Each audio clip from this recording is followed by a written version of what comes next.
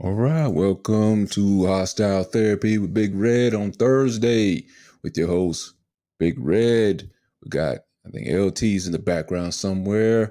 We got Janetta back on the show from last week. Welcome back. Thank you. Did you make sure you don't hear an echo? I don't hear echo. You sound pretty good so far. Okay. All right, and we got Sparky T coming up back up for the show. I'll be on in a second, y'all. I'm running around in the bitch. I'll be there in a second. Okay. All right, how y'all doing today? How y'all doing this week? I am doing I'm great. doing pretty good.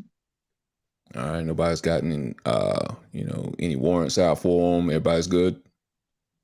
Oh yeah, no warrants over this way. Yeah, none here either. I don't know. You kind of hesitated, Danetta. I don't know. Right? Like, yeah, no, none over here. Yeah, none over here. All right, that's always good. It's always good. People stay away from getting arrested. Wait till LT get this thing over there. While LT's getting that thing, I'm gonna play y'all video right quick, just to get y'all quick opinion. None of the stuff that we're supposed to talk about on the show, but just to kill a little time right quick. All right. Let's see. Let me see if I can find it right quick. Hope I didn't erase it. Ah, here it is. I'm gonna see what y'all think about this. Men seem to be nowadays getting the man weave. Have you seen this nowadays? Seems to be. Oh my God, I did. Yeah, let me show you, because I've never seen the process. I know people that do it now more than ever, and I don't know. I guess maybe it's getting more accepted more now than ever. But let me play this video. Yeah, y'all tell me what you think about it as soon as I pull it up. Okay. Let me erase one of these videos. I got too many videos up here. Where you at? All right, here we go. It's something that you don't see every day. Weaves for men take away the insecurities that people deal with when they're balding. I'm a barber that does man weaves. Men come to me to maintain their image that they had of their self when they were younger. First thing we do is observe their balding pattern. We're gonna cut their hair down, draw out their hairline, get a barrier between the skin and the glue. We use a black hair glue, apply the hair directly on top of the glue, and then cut down the hair. I work with a lot of celebrities, and so I never know who's gonna DM me. It's so interesting just, whose life you're gonna change. We're in the process of trying to make it more acceptable for men to wear weaves as well, because it's something that women are more known for. I sure appreciate it. Oh man, no problem, man. I'm Adrian the Barber. I'm 33 years old, and I'm the man weave master.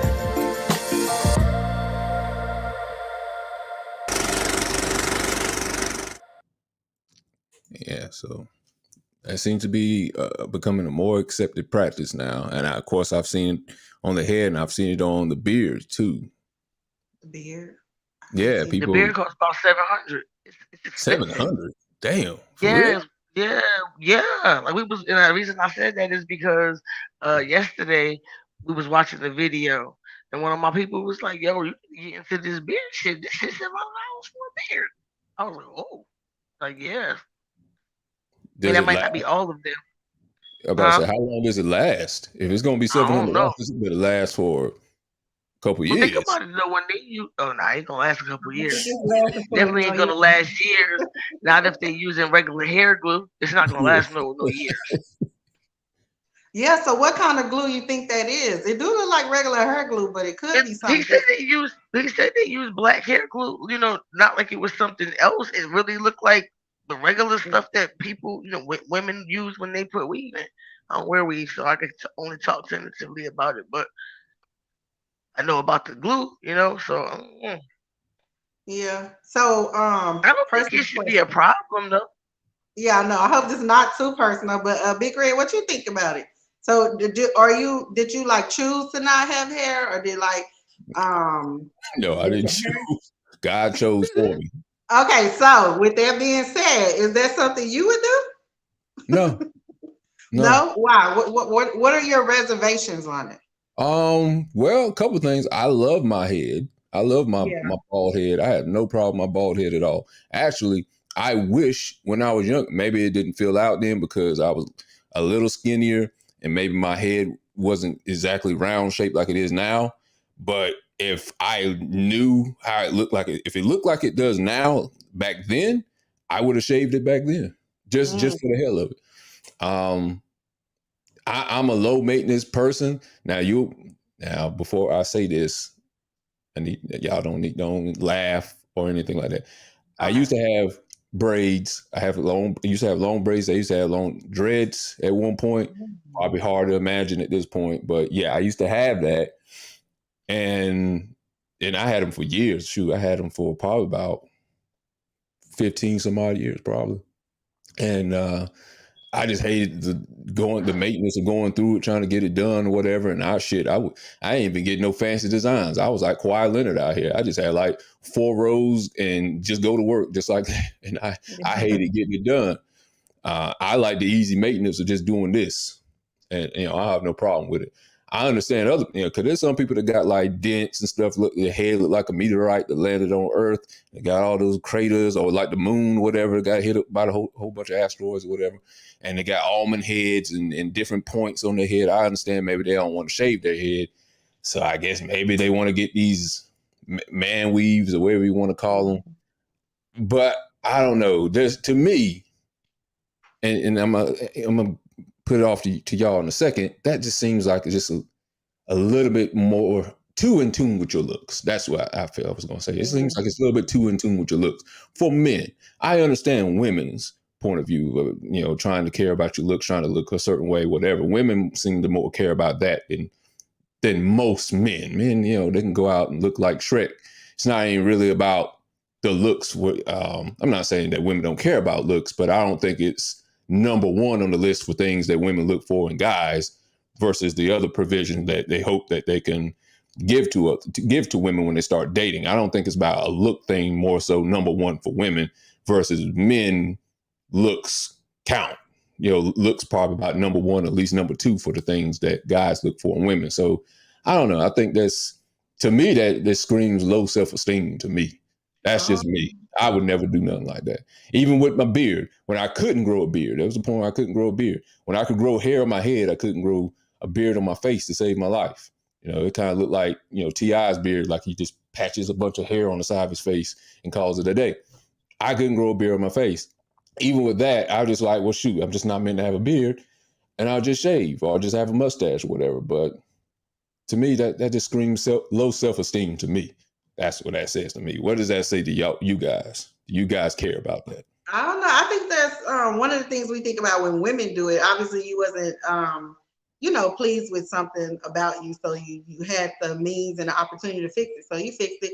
But before I say that, I did want to agree with you. You do have a perfect head, and the thing is, like, bald heads are in just as much as dreads and all of that too. So you do have a perfect head shape, so that works for you, obviously. But and it looks nice on you.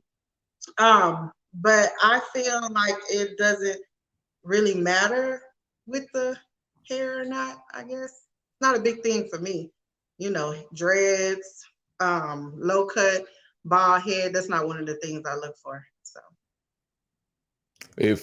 So you're cool if a guy ends up getting a beard weave or a man head weave, are you okay with that? If he came up on a date and he said, I think we showed it, you didn't get to see it on this show, but probably like a couple weeks ago, we had a picture. If the man's beard was starting to come off during the date, how would you respond to that? It would just start hanging off. How would you respond to that? Would you continue with the date? Would you laugh? Would you just help him put it back on and act like nothing happened? I'll probably help him put it back on and act like nothing happened. But I'm not sure I would want to. The whole bit now, the beard thing is like, I kind of understand maybe a little bit about hair. And here's why. Because when people are not ready to lose their hair, just like if a woman has alopecia or, suddenly have breasts, not even breasts, any type of cancer that they have to go under chemotherapy and then they lose their hair, that could be a very emotional process for them, right? Because they feel like they're losing a part of them they wasn't ready to lose. So it's different if you go cut it all off. But when you lose it due to some type of circumstances, I do feel like it can have an emotional hold on you, right? So with that being said, I probably could understand a little bit if a man chose to do it because they lost their hair at a time they wasn't ready to lose their hair, and they kind of, a lot of men that I've known, they look at it as a process of getting old, and people just don't like to get old. Me personally, I'm gonna get old gracefully. But anyway, I don't know if I would be so accepting of a beard, because I think at that point that's just more like a preference thing. Like you trying to look a certain way that naturally you wouldn't look. Right. But hair, maybe, depending on how they lost it. Yeah. So, Yeah. that makes sense, right? Right. I mean, it makes sense. I mean, it's that's the natural thing of life. Everybody gonna get old. Everybody, well, unless you die early, you know. And That's what I'm saying. So all the people that die early, like, why not age gracefully? That's crazy to me. You sitting up here worrying about aging, and some people didn't even make it to your age. Exactly. You know what I mean? It's crazy. So I'm not gonna. Well, be one I think that it should be okay. You know, not and it's crazy because not that I would necessarily want to date somebody that was wearing it or whatever. Because like I said, I don't wear weed. So as a woman, I don't wear that. I don't do that. That's not my thing. I never have. You know, I don't have no issue with nobody that does. But if he wanted to, I mean, that's really, you know what I'm saying? Kind of like his own thing out. I don't really think it should be like a real issue like that. But you know, he don't even necessarily have to tell me. And if the beard started coming off on a date, I will probably reach over and like help him put it back up. You know, because for whatever reason, you know, he doesn't want to lose his hair. Or I know, to me, it's kind of like how men be using the blackout line. Be using the blackout to make their beard a certain way, Right. or you know, they use the blackout to, you know, do with the hair, you know, just so different things with the hairline and stuff like that. I think it's like that, and I don't think it's fair that women should be able to wear the weave and do whatever to change their looks, and it's not an issue. But when men do it, it would be an issue. Think about it. But by the time women take all that stuff off when they get home, sometimes they don't even look the same. Right.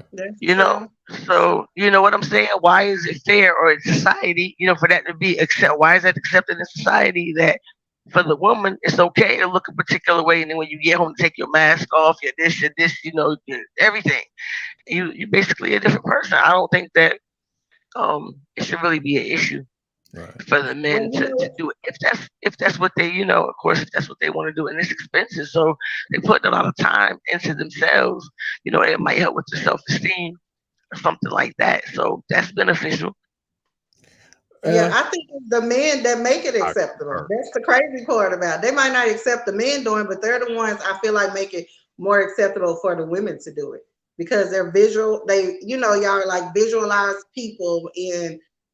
We've seen it many times. Like, guys don't care if you got well, I'm not going to say all guys. I'm going to say there's a large group of guys that don't care if you got a fake butt, if you don't have natural this, natural that, you know what I'm saying? And it gets praised. You know, these women get a lot of attention, and I feel like that's the reason why a lot of them continue to do it. So I honestly feel like probably the double standard comes from the actual men, because men praise that, a lot of men.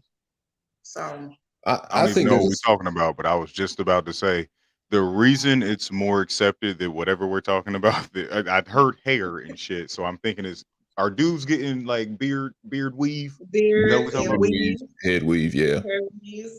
Okay, all right. Because you know what, me and my girlfriend were just talking about this earlier.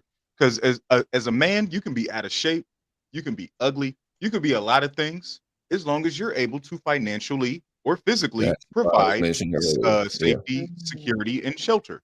Women, you're always going to be taken care of as long as you look good. That's pretty much it. Like, the order is different for us than for it's in reverse. It's not that women don't care about looks. It's just in a different order. It may be lower on the totem pole than as a man. You don't have to look good. So it's like when a man does something like I just saw on Twitter today, dudes are getting knee implants. You talking about the guy that's fighting 5 to 6 feet. Yeah, I saw that. He got longer. He got his knees extended. Yeah, because now did he do that for athletic reasons? No, or is he an athlete and he did it? No, he did it because he knows women like guys 5'9" and above or 6 foot and above. So he just did it to make himself taller. Yeah, he just did it because he wanted to feel good on the inside. by changing the way he appeared on the outside. I think if he was able to provide provisions for women, like I know I'm going extreme, but Kevin Hart's not tall at all. Cat Williams is not tall. Kurt Franklin is not tall. Nope. Women will find a way to date him because of what he can provide, his personality. The looks is going. They don't care as much as men care about height or looks and stuff like. It's just a different order of things of how we look at women and how women look at men. It's not that they don't care, but it's a different order. I like that perspective. That's interesting, but it makes sense. You know, and some guys, you know, it's just excessive. I think, you know, and I'll say that for women that, you know, go get implants and stuff like that. I think it's excessive. They don't have to go that far. I don't think. They've been fooled by, you know, these rap videos, these Instagram videos, and think they have to do it. There's a lot of guys out here that love you for all the stretch marks you got on your ass, your legs, your arms and stuff. And they actually like ass with some stretch marks. Let me tell you something. Stretch marks are actually attractive to me. That's just me. I like the way real women look. I like That's what I'm saying. like the motherland. But for whatever reason, the narrative is like, oh, you got to get the stretch marks removed. You got to get these ass implants and stuff like that. I understand because society and videos and all that tells us, but there is a section of men. It's because, you want to be taken care of by a higher class, quote unquote, higher value man. So that higher value man is going to say, the Drake you're looking for to trick off on you in the club. He's not tricking off for a woman that is kind of the average Canadian woman, you know what I'm saying? So it's definitely it's a cycle of people that want to be people that are coming into wealth and wanting to people that could never get access to certain women because before they were wealthy, they didn't look good enough, they didn't have the money, they didn't have the car, they didn't have this, they didn't have that. So now that they have the funds, women are just going to do whatever for them, and they can finally be picky with the way that they choose things. So it's a cycle of us wanting a particular thing, them wanting a particular thing from us, neither of us having it. And as soon as we get it, we exploit it from each other. Yeah. And women want a certain thing for most guys. They do want to be able to be taken care of. You know, you don't want no broke guy around like that. I mean, if you do, you're going to have them for a season. And eventually you're going to get tired of that. And then you're going to go on to the next person, try to find somebody that actually can do better than him. He's only going to be there for a season, not long term. And that's kind of what we're going to end up talking about eventually, you know, with the Ebony K. Williams situation and what she would like, I guess, with Black excellence, with, I guess, the men, what she would want from a guy who she's trying to date, who she's trying to marry. She ain't going to care about his looks. That ain't going to be the main thing she goes for when she goes to date somebody. But you know, before we move on to that, did y'all have anything else to say about, you know, I guess the man weave, beard weave thing, and I guess this being the new wave of beauty looks for men? I don't. Sparky, you have anything to say before we move forward? No, I'm pretty good on it, except for, you know, I just think that it should be okay for them. I think it should be okay for them if that's what they choose to do. Just like with a woman, if that's what she chooses to do, you know, put weave in her hair, then No money. you know, that's her choice. You know what I'm saying? That's not my choice, but that's her choice. If that's what she need to do to get whatever done that she got going on, whether it's to make herself feel better about herself and the esteem, or whether she uses, you know, like you all said, that the accents and the accessories, the implants and things like that to get what she wants. You got to use what you got to get what you want. You know what I'm saying? I mean, there's all kinds of songs out there from back way, you know, French fry music, telling ladies they got to use what they got, you know? So I don't think that it's fair that, you know, men shouldn't be able to present themselves however they want to. You know, whatever their process is, that's their business, kind of. Isn't there, though, something, though, with being in a relationship to, as Donetta was saying, aging gracefully, be able to accept your partner for who they are, and then gradually, as you change and get older, you know, we were talking about, having friends or whatever. It's hard to have friends unless you get to go through a struggle. And being with a life partner, you're going to see change with that person. You're going to hopefully, I don't want to say hopefully, but you're going to see the worst in them at some point.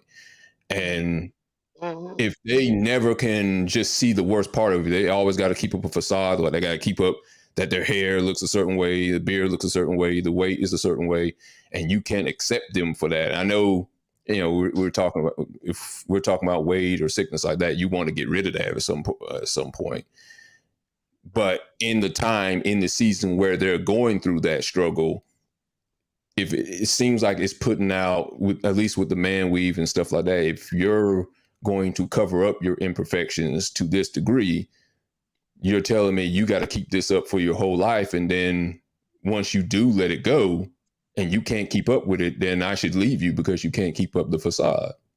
I mean, that's what, you remember that song by Music Soul Child, Don't Change? I will love you when your hair is turned gray or when you gain a little weight. I still love you. It feels like that. That's Yeah, not if going you with anybody any period of time, you're gonna see those changes. You have some people that stay the same way or whatever, but if people are in their natural state and you're with somebody for years, you're gonna see changes.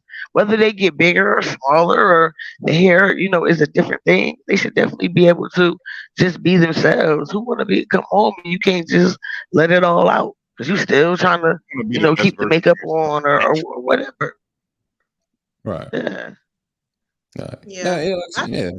Just be trying to keep up too, It gets hard to do that, I would imagine, all the Every time. day, yeah. Like if you really gotta apply the fucking beard every day, like you gotta wake up and put that shit on every day. It's like contacts. I wear contacts from time to time. Like I can't fall asleep in those. You know what I'm saying? So like there's certain things I can't do with, just like there's certain things a woman can't do with her weave, like with that anyone could do with their actual hair. There's certain things I can't do with a fake beard. You know what I'm saying? I can't have my face out the window and shit. You know what I'm saying? Like I'm gonna lose my beard. I can't go scuba diving with a beard, I don't think. You know what I'm saying? Anything that requires a helmet that I do, I can't do that because of this fake beard on my shit. Like but I do agree, if you need or want to do that for aesthetic reasons, it's just like I don't really get why women put on eyelashes.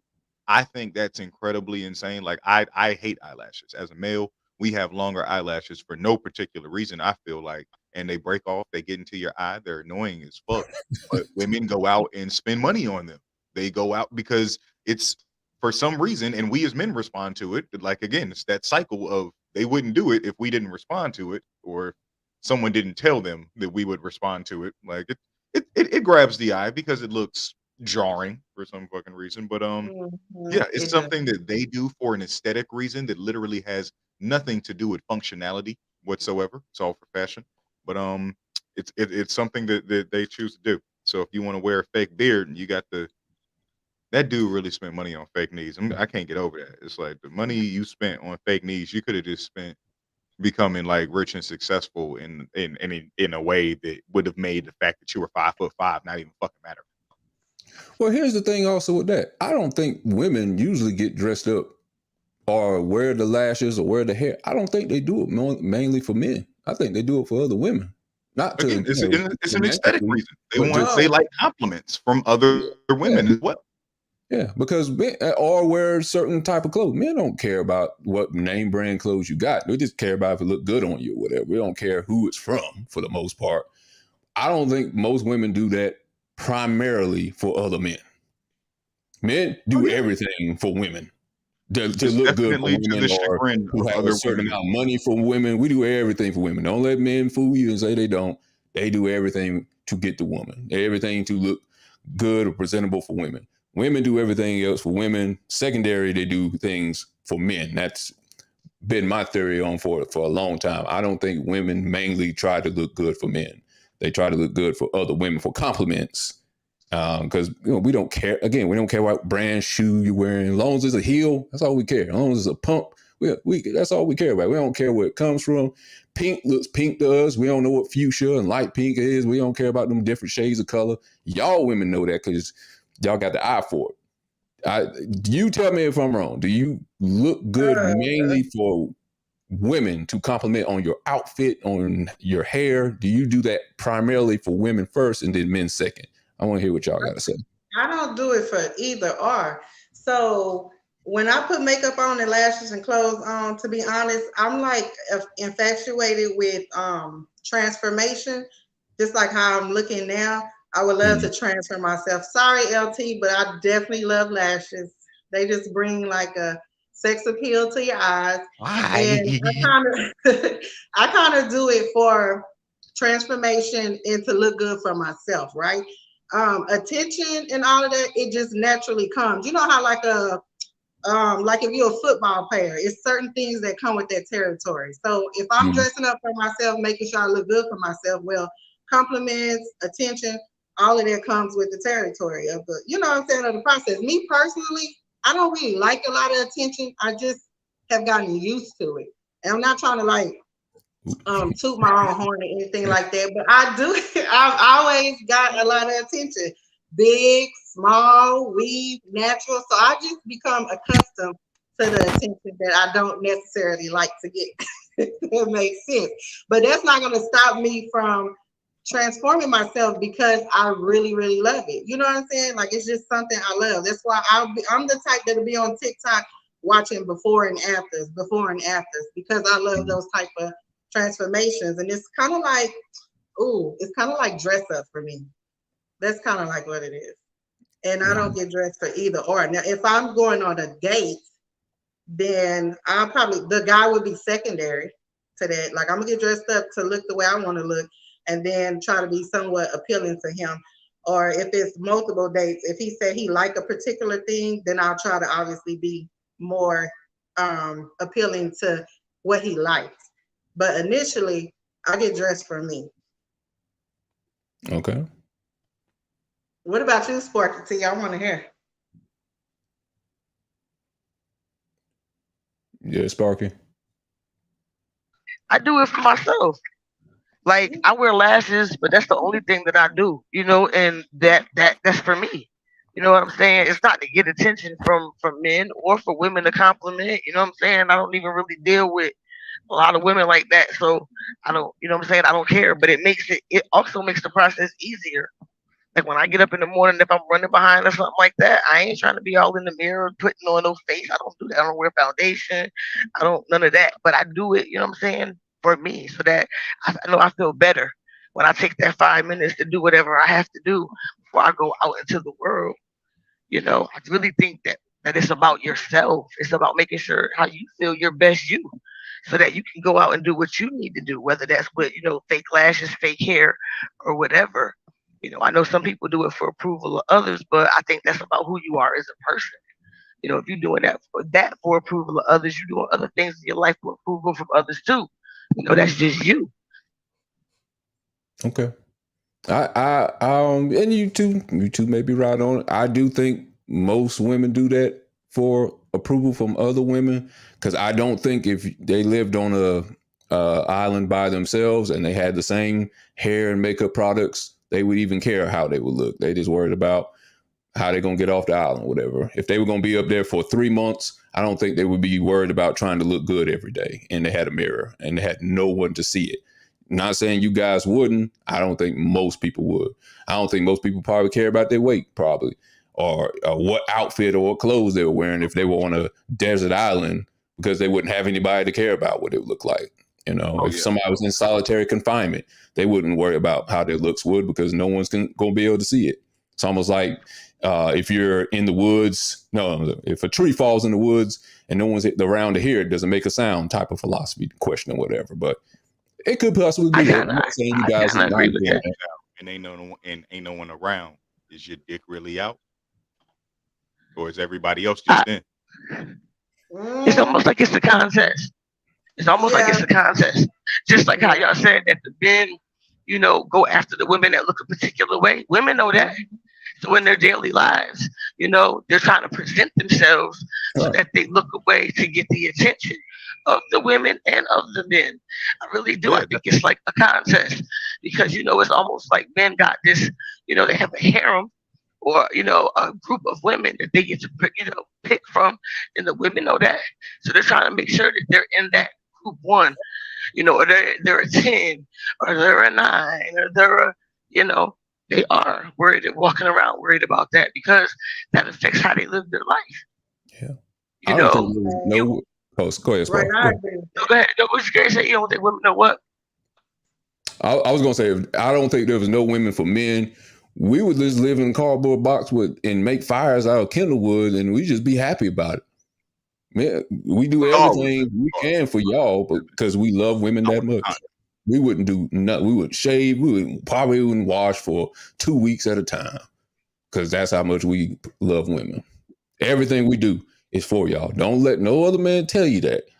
I won't be another man. I'm gonna tell you different.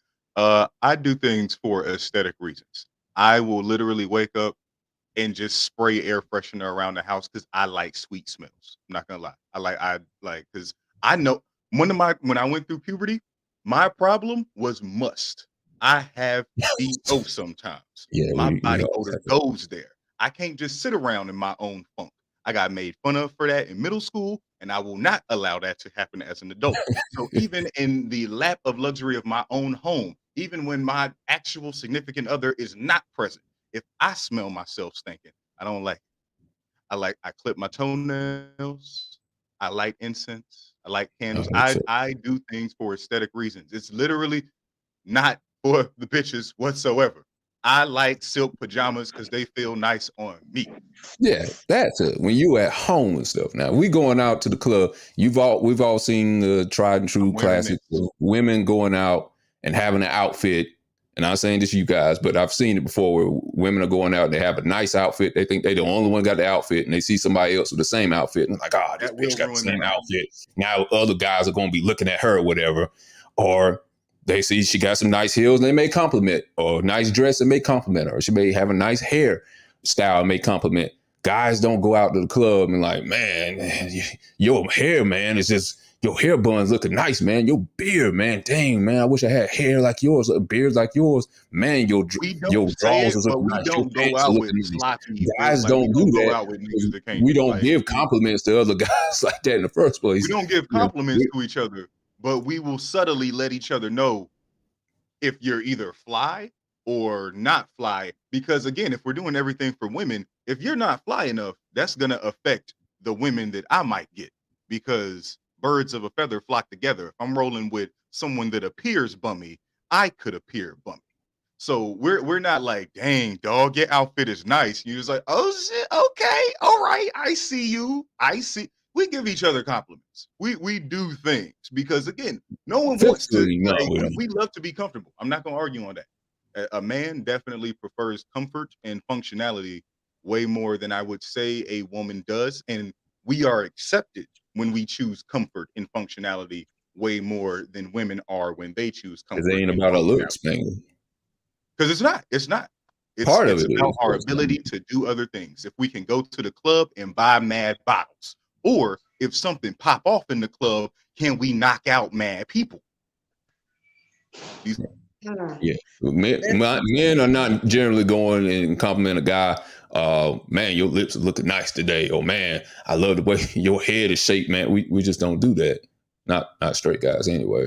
So it's just different. It's a different dynamic. Y'all can compliment each other and that's good. We don't do that. That just looks odd. Yeah. Sounds odd.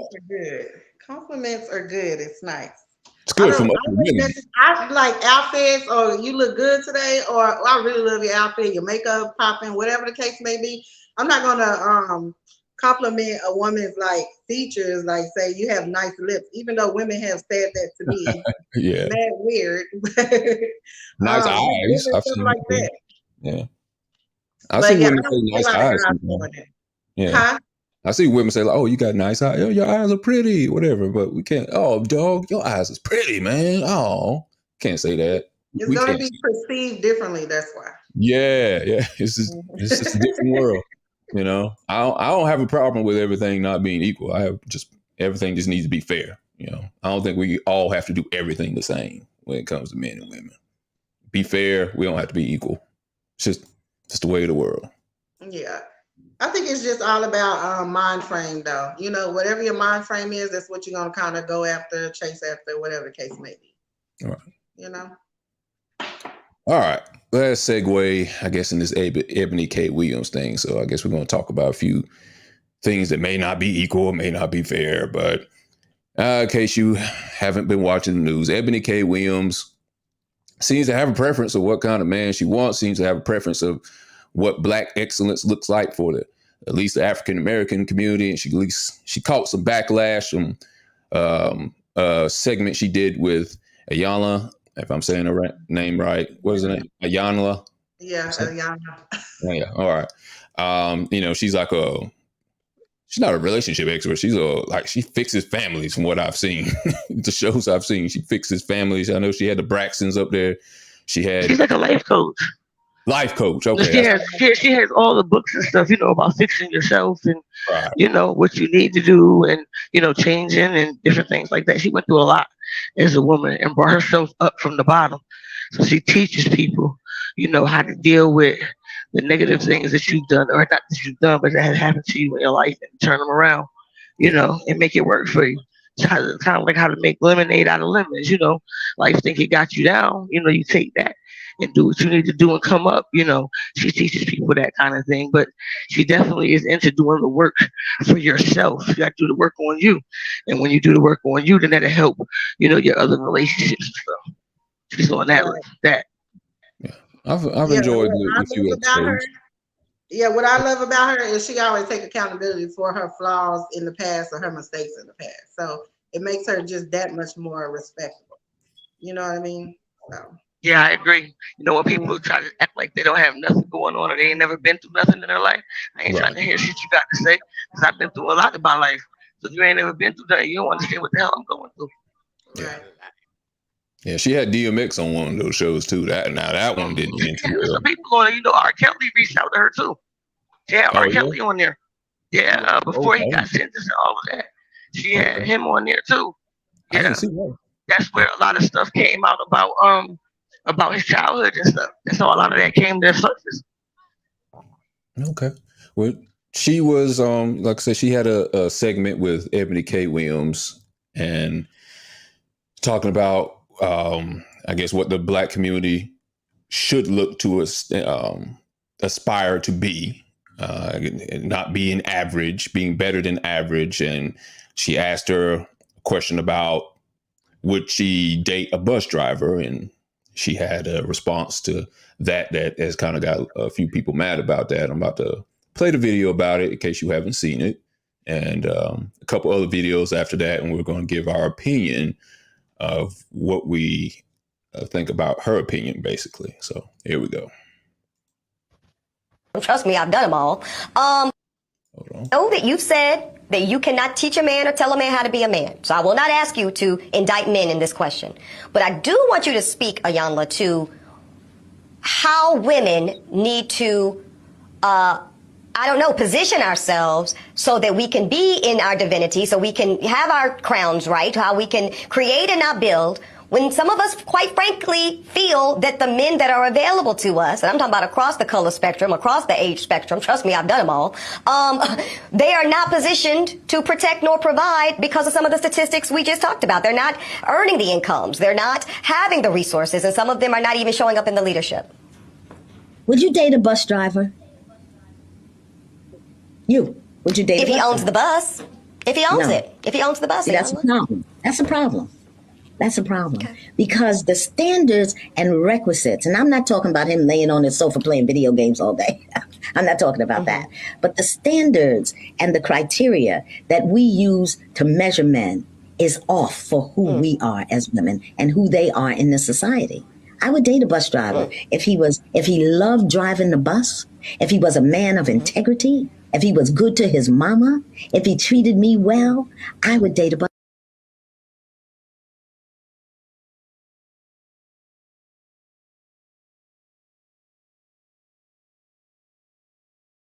You muted, Big Red. We all muted, except for me. Okay, muted. Sorry about that. She had a response to that. She went on to Breakfast Club and tried to clarify what she was trying to say. So let's play that right quick. Incensed, and I'm so committed to having this conversation. Oops. Hold up. Let me rewind that.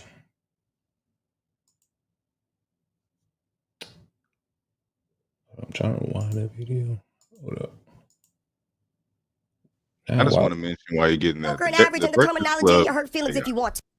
I will say this, to Envy's point of our people not knowing, I agree with you, which is why I am so incensed and I'm so committed to having this conversation. Right now, if y'all, you single family homeowners, if you need a tree cut from your yard, that truck that's gonna cut it down is not cranking for less than $5,000. That's right. So we have to talk about those things. And so y'all can get stuck in mediocre and average and the terminology and your hurt feelings if you want to. I suggest you get out of those feelings and you start thinking about HVAC. You start thinking about heating and air. You start thinking about, oh, what would it look like to be an electrician and own my own bed? And again, in ownership, not working for a salary job for somebody else unless that is your maximum skill set. So if you're somebody that says, hey, I don't want to take on the work, or I cannot take on the work of balancing the books and running the taxes and doing, got it, no problem. Then go do that. So those aren't average jobs. It's around your skill set. It's not about the job being average, it's your skill set. If you know that, if C and D, back to the academics, if that is your best, God bless you. I just know for a lot of us, that is the bigotry of low expectations. That is an academic social science study done by a man named Michael Gerber, okay? And it's important that we have expectations for our black children that start at the top, to Mandy's point earlier, that says, I see the best in you. I expect the best in you. If you fall short of that, let's look at why that is. And then we go about the business of black collaboration. You and told one excellence. big lie today. What was that? You are an entertainer. Because to be honest with you, nothing you said in this moment was wrong. But the clip that you put out, It was salacious on purpose. there's no way, Ebony. Because I believe you. I know you want better for us. I know that you're speaking from a place of honesty and love. But that clip was entertainment. And I think one can't exist without the other. Listen, I'm not saying I'm not entertaining. Yeah. You know, I can see, because of course that's a part of my personality. It's a part of the nature of the work.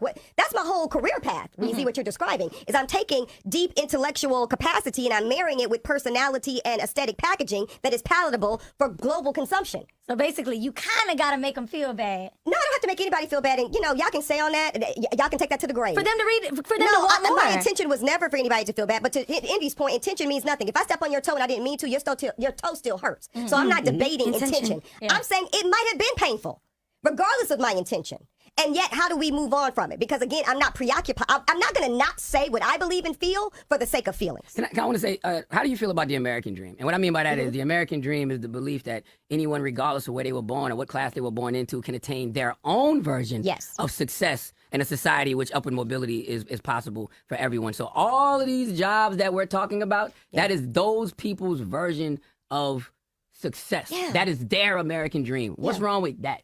What's wrong with them having that? I think you know the answer. Nothing, Charlamagne. Okay. Nothing. Like, come on, now we're talking circularly, to Envy's point. There's nothing wrong with that. I am simply, he said it, there are people that don't know what's possible. There are people that don't know, man, I would love to have a salon. What does that take? Well, let me start an LLC. Well, maybe I need to convert to an S corporation. Maybe I need to do this. And so when we are so caught up with feelings, because we don't want people to feel bad, we don't want to call out what people don't have access to or knowledge around, I think it's stagnant.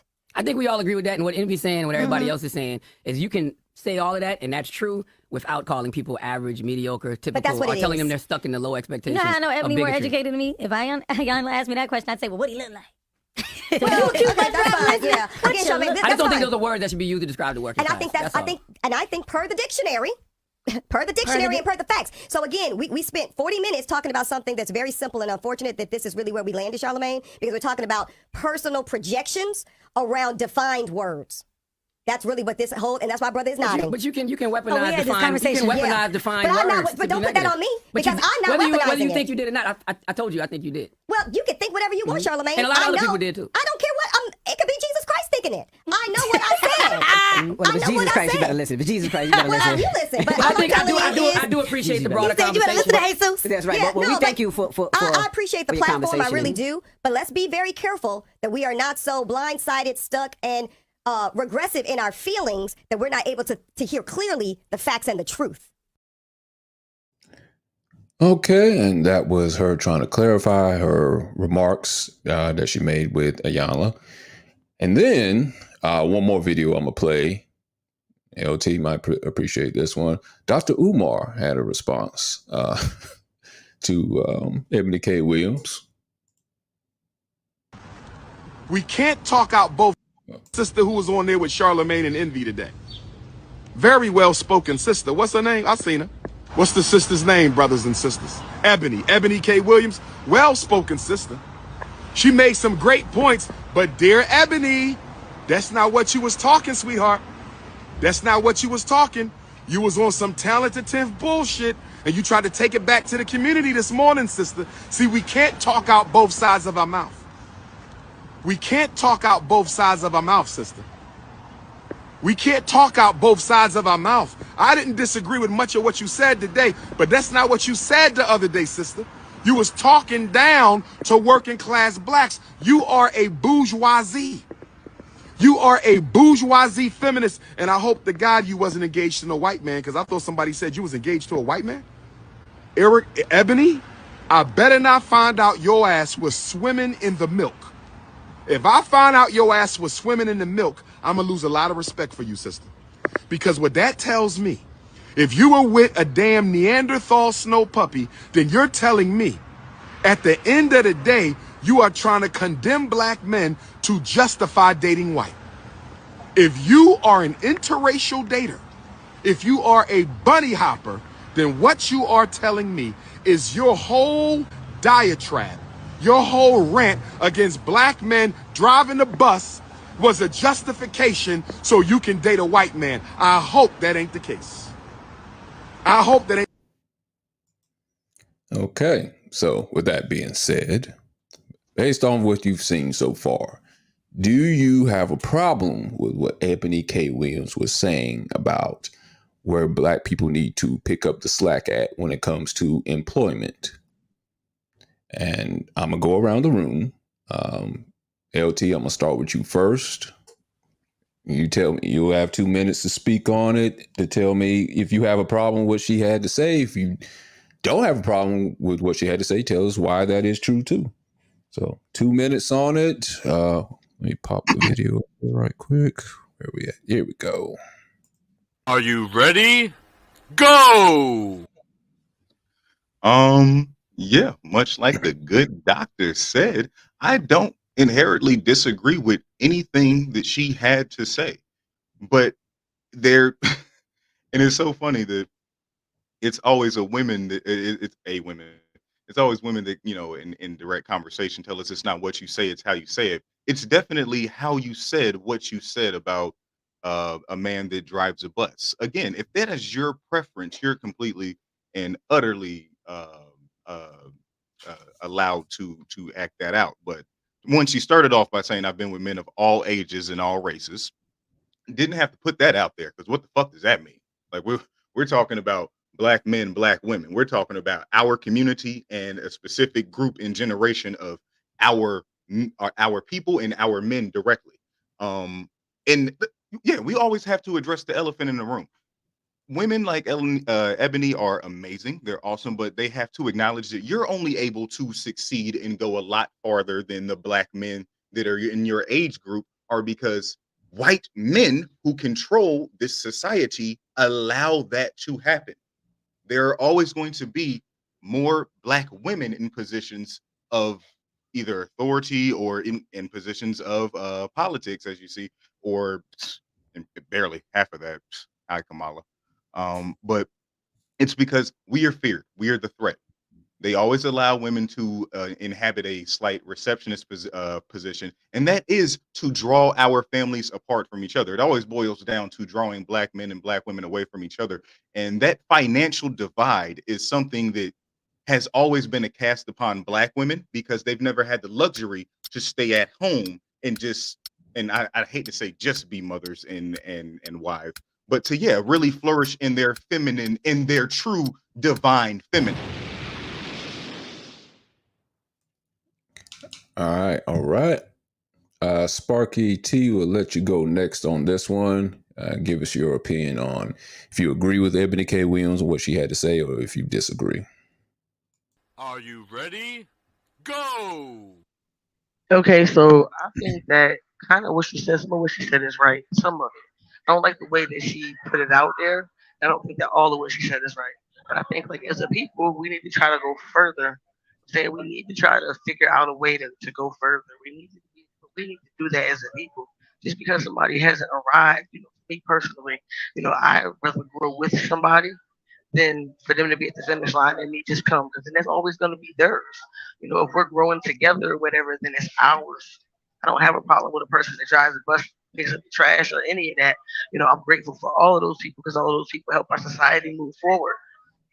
So I look at it like that. I'm grateful for everybody. I don't really care what you do. What you do don't really have nothing to do with, to me, you as a person. There's maybe a reason why you're doing that. You may enjoy, being the best bus driver there is out there. You may get joy out of that. He may use the bus as his ministry, to talk to people and different things that he's supposed to do. So sometimes we just look at things at surface.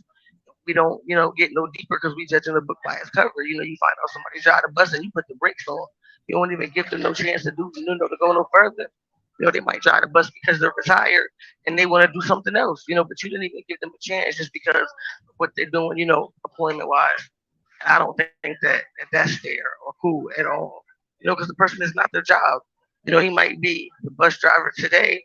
I'm saying he might be the CEO next year. He might be doing the bus thing while he's working on his dream. You know what I'm saying? And you're not even giving him a chance to flourish and be what he can be. You already want to cut him off at the knees because he's not there. Like we all got to crawl before we walk. None of us have just arrived. And I think sometimes when we deal with other people, we forget that, especially, the black man society has been here to tear them down. That's all they want to do is tear the black man down. The black woman, we need to be there to be supportive. Sometimes it's hard. You know what I'm saying? But that's the way that it's been made up. What don't kill you and make you stronger. And ain't none of us dead. So. All right. Go reply. Danetta, we'll let you go next. You tell us whether you agree or disagree with what Ebony K. Williams has said. Are you ready? Go! Okay, so one thing I agree with a lot that she said. I do feel like she kind of changed her tune a little bit, but did she really? Because it's just like that one small clip. It's not so much I got to say about it. I don't have that much time. But so this is what I took out of it because I actually watched it. I didn't see that part when she went on the Breakfast Club, right? So what I end up getting at the end of that clip is that, yeah, she said what she said about the bus driver, but when she listened to Yana, she seemed very open to learning or taking a deeper dive when it comes to choosing a mate or whatever the case may be. So I felt like personally, she got way more backlash than she deserved off of that one clip. Maybe if people had just paid attention to it throughout, you would have seen that she still had a open, willing vessel to learn what Ayana was there to teach her. So that's why I didn't just come down hard on her. And then on the flip side of that, me personally, I can definitely date a trash man, a bus driver, whoever, whatever the case may be, as long as they have some type of driver ambition or whatever the case may be. I do feel like when it comes to what she's talking about, not knowing the different opportunities out there or trying to be like an entrepreneur, that takes somebody that has a vision. And sometimes that vision could come from your woman or whoever, somebody that can push you to be better, or somebody that can see your talents and I know you like doing this or you great at this, but guess what? You can do this too. How about this? Have you ever thought about this? You know what I'm saying? Because sometimes people have thought about those things, but they don't know the steps it takes to get there, right? So I'm all about pushing people. And me personally, I'm all about growth. I promote growth. That's what it's all about. So I don't want to be doing today, 3 months down the road, still doing the same thing. I want to be able to see growth. I want to be able to prosper. And I kind of feel like I would definitely want that in my partner as well. But I would definitely be there to support him and push him to that next vision in his life if that's what he want to do. So, that's kind of, I got a lot more to say, but yeah, that's what I got to say. Pop LT back up. All right. Let me go on my diatribe right quick. Are you ready? Go! Okay, so I agree with her only to the fact where she's talking about what her preference is. If she's talking about just who she wants to date, I got no problem with that. If she wants to date somebody that's in the higher ups where that's in her tax bracket, then albeit, yeah, do that. The only thing, well, there's a couple of things. The couple of things I have a problem with is it seems like, and not just her, but what are the other provisions that a guy can provide as a boyfriend or a husband? It just seems like it's just finances. Because finances can't be the only thing. If finances disappear, then what do you have? Is he nothing now? Is he just average? If he doesn't make the amount of money she makes, if he just makes a quarter of what she makes, is he less of a man? And the other thing is, if you're going to say these things about how we can pick ourselves by the bootstraps, this is something that President Nixon and Reagan and I guess other presidents through time have talked about poor people being able to do, is pick yourself up by your bootstraps. You got to give us a plan. You can't just say, just do it and just hope it just happens, and there's another thing I hate about this culture too, where we feel like everybody has to be a boss. Everybody is not made to be a boss. Just like everyone's not made to be a colonel in the army. There's some people that can be good soldiers. You got to have soldiers somewhere. Everyone can't be the head of a corporation because everyone ain't built that way. Even bosses may not even be built to be regular workers. Regular workers are what make this world go round. If you don't have people driving the bus, you don't have people picking up the trash, you don't have people working at the gas station, McDonald's, restaurants, or whatever, what does this world go to? Chaos. Then you're going to have to do everything on by your damn self. Then you're actually going to have to cook. Imagine you actually had to cook every night, Ebony K. Williams, and then you'd be pissed off with these average workers actually existed. I think this culture is what I kind of hate, where I think it actually lends to people not working nowadays because everybody thinks they have to be a boss of everything. There are certain people that are built for that, and there's some people that ain't. And it's okay. It's okay to work under somebody and still make good money or just live life. And you could be happy that way. Everybody does not have to be a boss. And I think I would say that is a lot going on in our Black culture. Is the way everybody seems to have, everybody has to have a t-shirt say, I'm a boss. I am the boss. I'm the head of this and all this. Everybody don't have to be a boss. It's okay. But still try to make a good living. Right. And I know she wants Black excellence among, and there's nothing wrong with striving for more, but you don't have to be the boss of everything, but you can still make a good living and you can be happy with your good living. Right. And I think growth looks different for everybody. It don't necessarily have to be a boss. It could be team lead, supervisor. It could be anything. Growth just looks different for everybody depending on where they at. Because I do agree with that. Everybody's not meant to be a boss. Some people are meant to be workers, and some people are very comfortable and complacent and happy in those positions. So I definitely don't knock that or whatever. But like I say, I'm just a big person that's big on growth, and it's not just financially. You can grow in all aspects of your life. And I always promote that. I always push that because I feel like it's very important, to grow as people, society, fathers, mothers, whatever the case may be. You know what I mean? So I can definitely agree with what you said, though, as far as what everybody's not meant to be, because that's true. But everybody should be meant to grow. Right. That's just life. Yeah, you should be growing until the day you pass away. Yep. I don't know, Sparky. She might be talking to somebody. But were you trying to say something, Sparky? I don't know if you were talking to somebody or not. Yeah, I was talking to somebody else. I'm sorry. Oh, okay. Okay. What does anybody else at LT? What do you have to say further on this subject? I mean, again, it's cool what she said, but again, I was just sitting here thinking, like, bus driver isn't a particularly male or female job, so it's just kind of weird. We as Black people, we have to stop letting hypothetical dating situations get us in a chokehold. That's one. Because again, like you said, who the fuck gonna drive this bus? If not, like, I get it. You should have the mindset of wanting to be the boss. You should have the mindset of wanting to be the CEO. You should always have the mindset of ownership. But I know there's bus drivers, men, women, old, young, all races, just sitting around at the house like, what the fuck? Why the fuck am I a bum? Because I'm driving. Because y'all see what the fuck these bus drivers, these teachers are going through with everyone else's kids. Make no mistake, this is what's actually going on in the world. These are the things that we should be talking about. And I feel like Ebony K is one of those people that, ascends because she's a distraction character.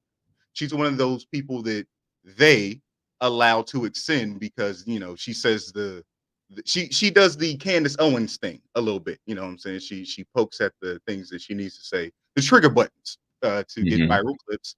Yeah, she pretty much admitted that. Yeah. And yeah, and then she reneged when she got to the Breakfast Club. If that's truly how she feels, that's fine. Stand on it. I would respect you a lot more if you stood on it. But you're coming to the break. Now you're finally having the platform to come to the Breakfast Club. Now you where you know what I'm saying, where you can get those 2-minute viral clips and shit. And make no mistake, a black man just got choked out. A homeless black man just got choked out on the subway not too long ago, y'all. And they're not gonna do shit about that.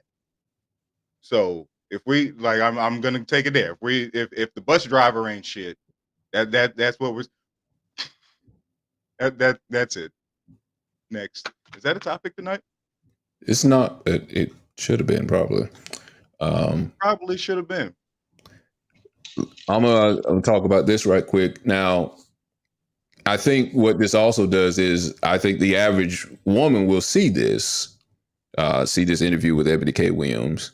And again, there's nothing wrong with having aspirations or wanting your man to do better in life, whatever, or even yourself.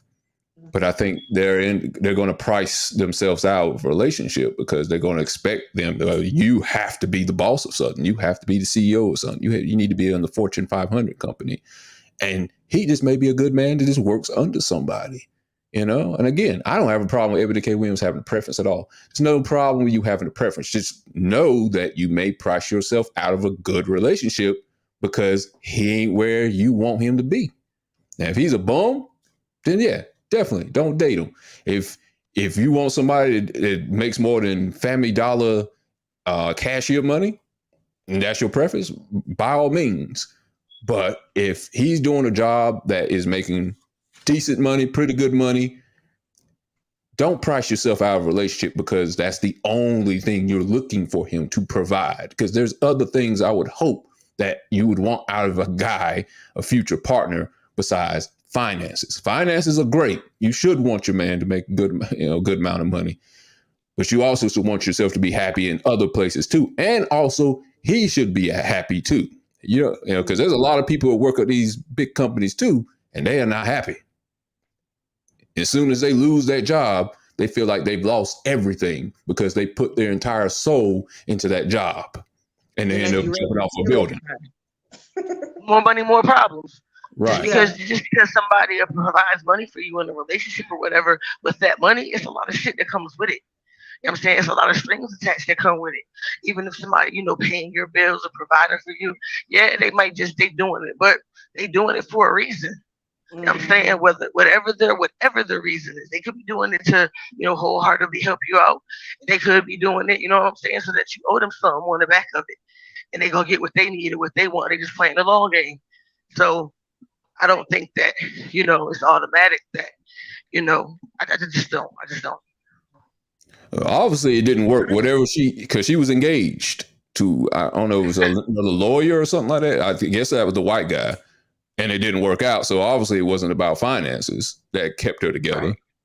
Yeah, because the finances, you know what I'm saying, just how it looks are temporal, and temporary. Eventually, looks can fade.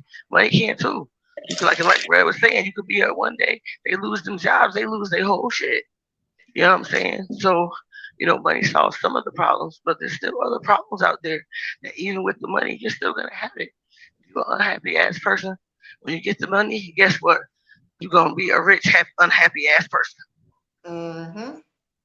I agree with that. There are a lot of people out there that have money and not happy. And me personally, I'm not passing up no good man. Period.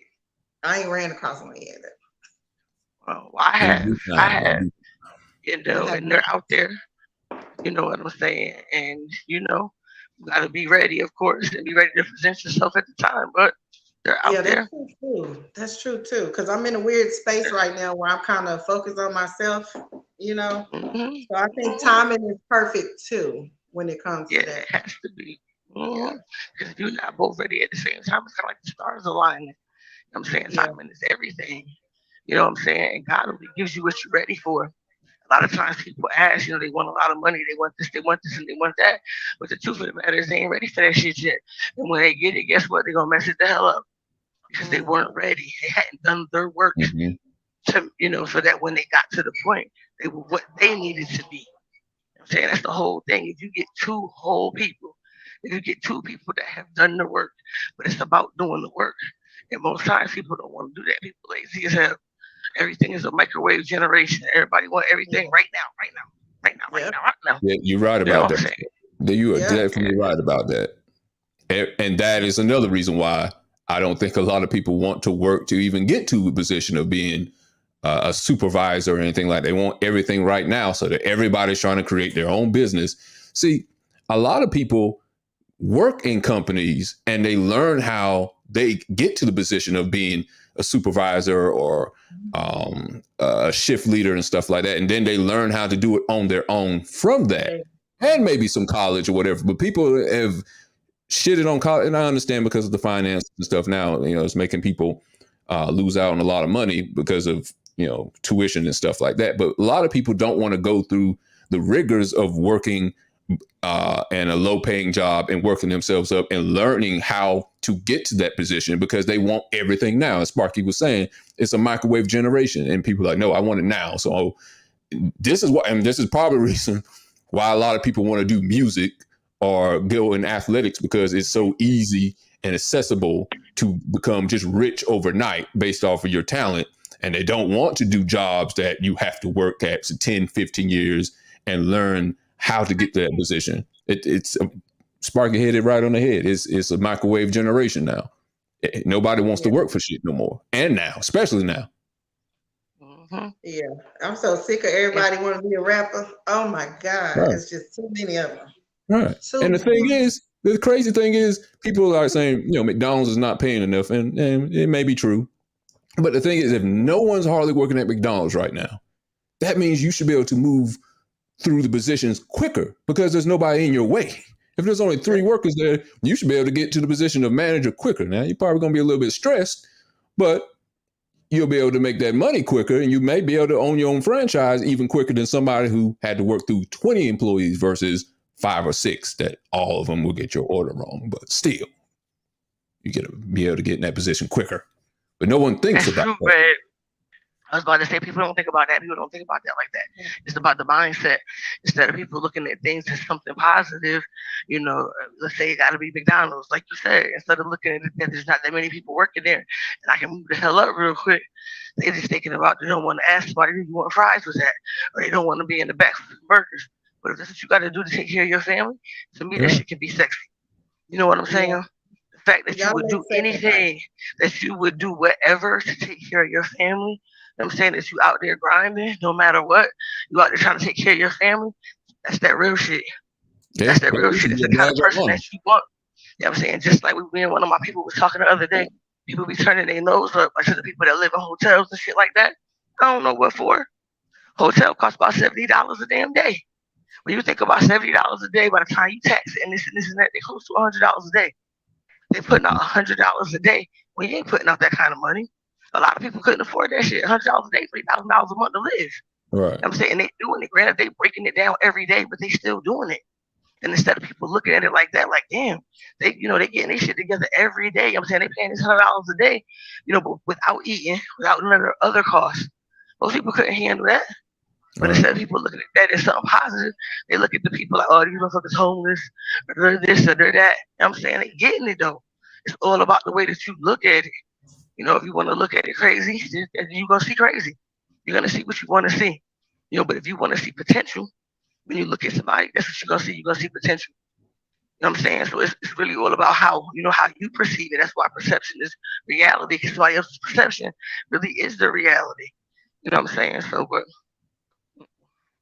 these and I think another thing. Oh, go ahead. I was going to say, I think another thing for me too, or even we could say the same for the young lady we were just talking about, because I feel like one thing about it, if you started from the bottom and you kind of drag yourself out of it, right, then that lets you know that there's a possibility. You know what I'm saying? That there is obviously could be a better future or whatever the case may be, right? So you wouldn't want to be with somebody who doesn't at least have that type of drive or that type of determination. It don't matter what position they have or whatever, but if they at least don't have the drive to try or to do certain things, I feel like that'll kind of make you look at them a little different too and not want to be partner with someone like that, right? Because for instance, when when a situation hit here, like because it is about making sacrifices or whatever. And I usually do, you know, medical assistant work or whatever the case may be, right? So with that being said, well, last year I got laid off from my job, right? I got laid off from that job I become accustomed to and doing. And at the end of the day, yeah, I wanted to be back in that field, but I wasn't gonna like sit around and wait to be back in that field. So I had like 3 jobs at one time to try to make up for that income, because the income was definitely different than working at, you know, a hotel. Because I ended up working at a hotel as a part-time. I ended up doing like this other receptionist job as a part-time. I was even at QT or whatever it is, QT. I don't know if y'all have that where y'all at, but it's like a gas station. I had not worked at these jobs at least over 10 years. You know what I'm saying? But with that being said, I knew I had to make that sacrifice, and whatever, it wasn't no like humbleness that needed to take place. I knew that what needed to be done, and I got it done until I can get back into the position that I was used to being in, right? And so I feel like when it comes to that, there's like no shame. You know what I'm saying? Like, it's like no shame. I was like, I can't believe I'm back in hospitality. This is like what I did growing up. But I feel like when you know what needs to be taken care of and you have that mindset, it doesn't matter. Because when I got laid off, that's the first thing I went to is started looking for a job I knew I could get in faster. And I'm not gonna lie, I did try to take that route you were saying about trying to get in and be a supervisor in a couple of places, but my only downfall is that I would have had to be there full time. You know what I'm saying? And I just didn't want to do that. But anyway, with all that being said, it is definitely all about sacrifices. And at the end of the day, you just have to do what you need to do. And if you feel like you need to be in a certain position, then, you know, sometimes you have to wait to get there. And if I was sitting back trying to wait to get that same position, you get what I'm saying? I probably wouldn't even have my house. So I probably would have lost this. I probably would have lost that. You get what I'm saying? So yeah. I also feel like that's equally important to have those type of people, at least for your partner. Right. At least for your partner. So. Yeah. Again, I don't have a problem with her having a preference. I have no problem with any woman having a preference. That's just, to me, that's a survival of the fittest when it comes to the dating world. Guy, you're not going to get every woman that you want, because women have different preferences, and women, that's fine if you want somebody, a higher earning guy or above average earning guy or average guy. There's no problem for me when it comes to that, because the same way men have their preferences, women have their preferences. Only problem I just have is calling the people who make this country run average or mediocre. Like they just want to be there. You know, there's so many different reasons why somebody may have to work at some of these jobs, and everyone is not meant to be a boss. If you can, so be it. But that's not everyone's position in life. Yeah, that's true. But I just feel like if I know that I can make so many things happen, I definitely, and I've been in it before. I just don't want somebody that can't make something happen. Like, I've been in relationships with guys where when stuff hit the fan, I'm the support system. I'm the resourceful one. Right. I'm this, I'm that. That's stressful. Right. You know what I'm saying? So it's like, I guess maybe that's why I can understand her a little bit, because if you don't have somebody that at least have at least the drive, something to pull from, then everything falls on you. And that is stressful, especially when you're already a single parent. So you think about it, I'm a single parent, I'm taking care of my kids on my own, and then I have a man that's supposed to be standing beside me, but instead he's standing behind me with the kids. You know what I'm saying? He's not in the forefront with me. So that makes like the situation just so much worse, so much stressful. So, but I think the difference for me, because I'm probably not making high dollars like her, is that I know that doesn't equate to the amount of money you make. You get what I'm saying? Right. Or your position. I want to be honest. That's kind of what I'm saying. None of us are making high dollars like her. So is she talking about dating any of us? Is she like that hypothetical? Is would she date a bus driver?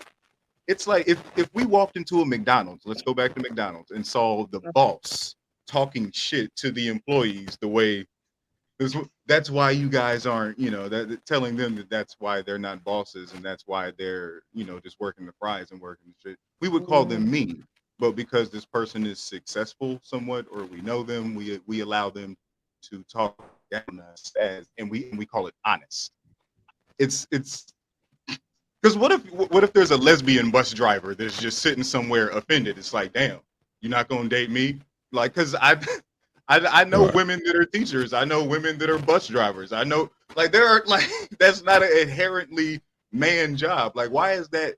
And again, why is it that these are the things that keep us, like, that occupy our headspace when it comes to who we choose to partner with?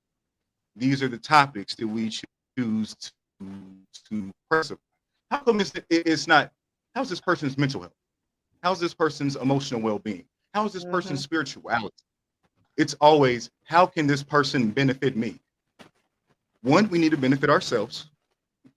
Ebony K. Brown has done that. And if she's done that through her pairing with, as Dr. Umar so eloquently put it down, if she's done that with her pairing. You might cut off there. I can't hear you. You might cut off, LT. Your mic is off. Can't hear nothing now. It sounded like it came out. It was getting a little bit of static there, but Okay,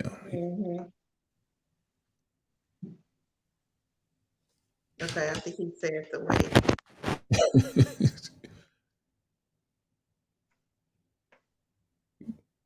All right, he's trying to fix that. Okay.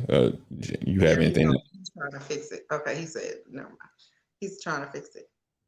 Okay. Did you have anything to add to what he was saying? Oh, there he is. Next, whatever Black people are focusing on instead of the things that are actually keeping all Black people back. That's why. Well, you said a lot of things that that's what I was mentioning earlier. Like, why is it? This seems like to be the running topic when it comes to guys. Yeah, it's like, literally Black men don't make enough money. Black men aren't there enough. They're dying. When that doesn't happen, think about that. When Black men aren't able to survive, we don't get the assistance. We don't get welfare. We don't get food stamps as easily. We don't get Section 8 housing. We don't get that as men solo when we aren't able to provide. So we die out here in these streets. Most of the homeless people that we all drive by are men. Some of them are veterans. Some of them actually served our country. Some of them have actually done things of great value. Some of them are mentally unstable in society, just let them waste away because they were men. Because they weren't able to provide. They weren't able to do what they were conditioned, trained, or told to do. And we don't have the same sympathy, and men don't have the same resources or the same access, especially Black men. They don't have the same access to the resources and information that women are given to, especially Black women, because they still want access to Black women. And Black women give them that access in things like this, where it's usually always a Black woman speaking down on Black men. Like, Black men are not all bus drivers. Like, and again, what do you want us to be? Yes, everyone wants someone with potential. That is all. We don't have to keep talking about that. It's 2023. Like, we need to tell that to our kids. Like, that's who needs that message. More so than the dating preference. Like, Ebony K isn't dating any of us. I don't think she is, unless she's shooting her shot to some celebrity. I don't think she was like, just, I've been getting approached by a lot of bus drivers and I just want to shut it down for y'all. I don't date bus drivers. Like, what? Why is that the focus? Why is, oh man. I think Yana was trying to prove a point to her, because of the direction of the conversation and the conversation they was having. So Yana kind of asked her, what would be considered an average position, probably outside of her position. So Yana is the one who actually she's only looking at that Black man. She's only looking at that mate, that partner as a way to benefit her. And that is fine. That is perfectly fine. That is okay. But that is a very critical and cold way to look at someone that you're actually going to spend an emotional, mental, physical, and spiritual connection with. There's so much more that goes into it, but we only focus on these trending topic points of it.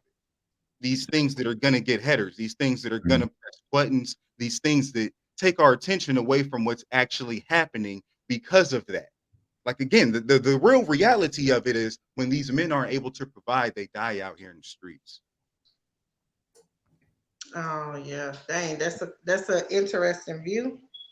It's reality, like, and probably because of, I'm gonna say this, you know, we just gave $1 billion to Ukraine, $1 billion for guns, for war. Based off her attitude, like how she's going in the interviews. What'd you say? Based on her attitude, based how I've seen her speak, whatever, she's going to price herself out of a great relationship, even with the people she's trying to date. Listening to her, so I don't know her personally. Yeah, I don't know her, so this is my first time listening to her. And when I looked through the whole thing, you know, watched the whole thing, it appeared, you know, that she was open to what Yana was saying, because she was like, oh, well, you'll have to teach me, or something in that to that extent she was saying as Yana continued. And she was equally saying, okay, well, you know, I'm open, you know, and so that's what I kind of judged it off of versus just judging her on that one little statement she made, you know. It seemed like maybe she's open. Maybe she sees now that, you know, she's not getting the man that she wants, because at the end of the day, as great as a woman she might be and as much money as she's making, she's obviously single, you know. That's why she's having the conversation. So he was engaged. Maybe she kind of sees that right now, you know. Maybe Yana will help her too, like she helps everybody else. She trying to date the top 1% or top at least 5% in the country, and they got to have the finances. They got to have the emotional maturity. They got to want her for, I don't know, she is. I don't know if she's in her 40s or late 30s. You got to want her to be able to have kids with. Her personality has to be on point for them too. As I was saying earlier, you're going to price yourself out of a good relationship where everything is just focused on the finances. And if you can find it, by all means, find it. But everybody ain't going to be Jay-Z and Beyonce. It's not going to be a power couple for everybody. That's hard to do. Just like there ain't that many black billionaires. There's like, what, 10 in the world? Or at least in the United States? If that is. There's a lot of black millionaires, but but the disparity in the black community is growing and growing ever. Hell, even those relationships ain't even working. Shit. I mean, I know Kim ain't exactly black, but you know, she was a billionaire. Kanye was a billionaire, and that didn't even work out. They had all the money in the world. They could buy everything that your heart could desire, but his mind won't right for her.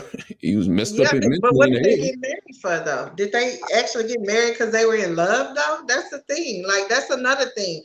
Outside of like everybody, you know, living in a microwave generation, everybody is not these days who's getting married for love. People are getting married for security. People are getting married for publicity. You know, when it comes to those people on the high level, like people are getting married for everything other than love. And that's another reason why I feel like things don't last long, or marriages don't last long. Right. Because they're not getting married for the right reasons. That could be it. You might be right about that. All right. Well, let's move on, I guess, to the next subject. Let's see. What's the next on the docket? Which one I want to go to right quick? Let's see. Okay. This is a dating one. Let's see if I can find that one. I'm shocked. I think this is that water, LT? Hope so. Spring water. Spring water. I like spring water. All right. So this is about to go to the leave it or medicate part of the show. Leave it or medicate. Okay. So this is a dating question, I guess, for possibly a first date. Is what we're going in, where if a guy should pay on the first date, is he expected to pay on the first date? He's expected to go Dutch, pay half, or in this case, not even pay at all. And let's see, let me make sure I got the right video. I don't want to play the wrong video. Let's see. How do you invite me on a date and don't pay for my food? Really? You put the phone out? Yeah, I put my phone out. What steak is so good? That's cool.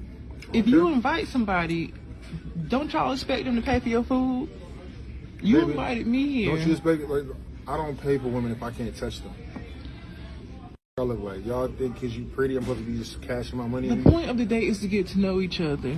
We didn't know each other. I'm gonna eat. You pay for your food. I pay for my own food, right? That wasn't part of the. When you invited me on a date, I expected you to pay. I don't have any money, and I told you that. And you still gonna sit here and eat in front of me? Why would you come to a date with no money? I thought you was gonna pay. You invited me. I didn't make plans. You made the plans. You made the plans. You should have the money. No, you said we should go out to eat. I said, okay, cool. No. We're going out to eat. No. But who slid in who DMs? That's fine. You wanted me. Am I wrong? Am I right or am I wrong? I'm just tired of these broke trying to use. Nah, I'm saying you. I'm saying these broke are trying to use their money, thinking they. But you put me in the same category as them. I'm not paying category anyway. You need to. I don't know. It's still good though. I thought you was playing at first, but you're really not gonna buy me no food. And you're really not gonna take me home. You want me to sit here and stare at you while you eat? I'm saying we having dinner. No, you having dinner. I'm sitting here looking stupid. You ain't got nobody that can catch. Okay, so this appears to be a first date. I'm hoping this is the first date and not like a third and fourth and fifth date where you're going starving each time. So to leave it unmedicated is, do you think he was wrong for not paying that lady's dinner on this first date? So Danetta, I'll let you go first. And you tell me if you think that man was wrong for not paying for that woman's food and letting her just sit there and starve. First, do you want to leave it if you agree he was wrong, medicate it if you think he was right? No, let me switch that up. If you think he was right not to pay for it and just eat it in front of her, leave it alone. Leave it. Medicate it if you think he should have paid for it and tell us why you think he should have paid for it. Yeah, so I am going to medicate it. Okay, she's going to medicate it. Tell us why. You ready? Okay. Go! So the only reason why I'm going to medicate it is because she said he invited her out, right? So I feel like if you invite somebody out, then obviously you're like volunteering to pay for it. Now, personally, that has been my experience for the most part. If a guy invites me out, then yeah, he's usually paying for the meal. However, I still always make sure I have my money with me just in case, things go left or whatever. So if he invited her, yes, he should have definitely paid for it. To order in front of her and eat in front of her, that just showed, to me personally, I feel like something within that conversation might have took a turn and he realized he wasn't going to get what he would have wanted out of the situation and decided to go that route. Because it kind of seems like pettiness on both of their parts. Like him eating in front of her, that seems petty. And then her recording seems petty. So she definitely built differently for me because I wouldn't be there recording him. I'll be gone. So just like I told y'all, remember last week with the guy that was talking all that crazy stuff about his escapades and stuff. I feel like that was the same case for him. Once he realized that he wasn't going to lay up with me, then you want to have a different tone. But guess what, boo? I brought my money. So we finna split this bill and we finna go on our separate ways. I would never be sitting there looking stupid like her or begging someone to buy me anything. You know what I'm saying? And that might be, that's not the independent woman. Don't get that twisted. That's not what I'm saying. What I'm saying is, it's just that I wouldn't be sitting there begging him for that. Like if he showed me that he wasn't gonna pay for my dinner, then you leave, you part ways, you go. You know what I'm saying? You don't pick up your phone and start recording. It's like with the guy, hey, I already see this not gonna go the way you want it to go or I want it to go. So let me pay for my half of the bill and let me bounce. It's as simple as that. So if she wanted food, she should have bought her food. If she wanted to be petty instead of recording on the phone, I don't even understand the purpose of that. But shame him. Basically, shame him. But it made her look. It made her look bad too. That's what I'm saying. It made it seem like you're begging him to buy you dinner. Like I got too much pride for stuff like that. I couldn't do it. Okay. All right, LT, did you want to leave it or medicate? Leave it. You're okay with him not paying for dinner, medicated. He should have paid for it, and you tell us why he should have paid for it. I really don't.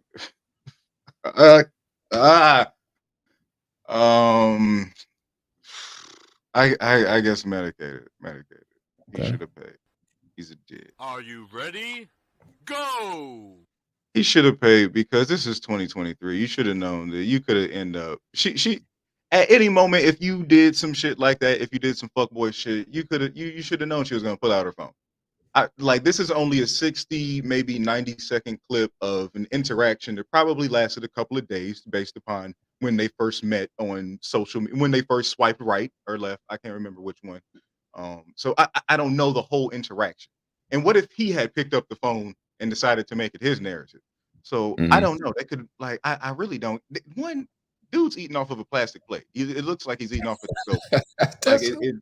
the as they both look like they're adults.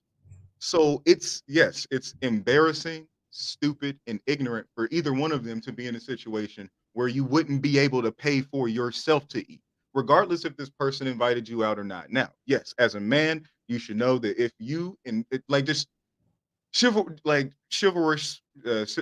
should not be but chivalry should always exist. I firmly believe on that. I'll die on that hill, as classical and corny as that may be. So that's how you should move as a man. That is what I feel like women find attractive in a man. As a adult woman, I feel like you should just know that some men aren't as high. They don't have as high morals and integrity as standards. You call those the fun guys. You still interact with them, but you know that they're not good for shit. I feel like both parties involved knew that the other person was not good for shit. And they both thought that they was about to finesse some shit. They probably both really believe that, oh, I'm spitting the game to this and or be real good. And I'm about to get me a free meal. They probably both had that thought because we're both in the mindset of using each other to get what we want. I don't feel sorry for either of them, but he should pay to avoid the situation. All right. I guess I'm gonna agree with you guys. I'm going to medicate it. Are you ready? Go! I mean, it's pretty simple. I mean, most of the time you're going on a date, it's either going to be one or two things. The guy's going to pay for it on the first date, or you're going to split it up. But as has been said in the comments too, you don't go there expecting a handout or demand to pay because you don't know this guy. He's a complete stranger. Besides maybe a few conversations you've had on the phone, but people be faking for the gram all the time. So you have some backup money.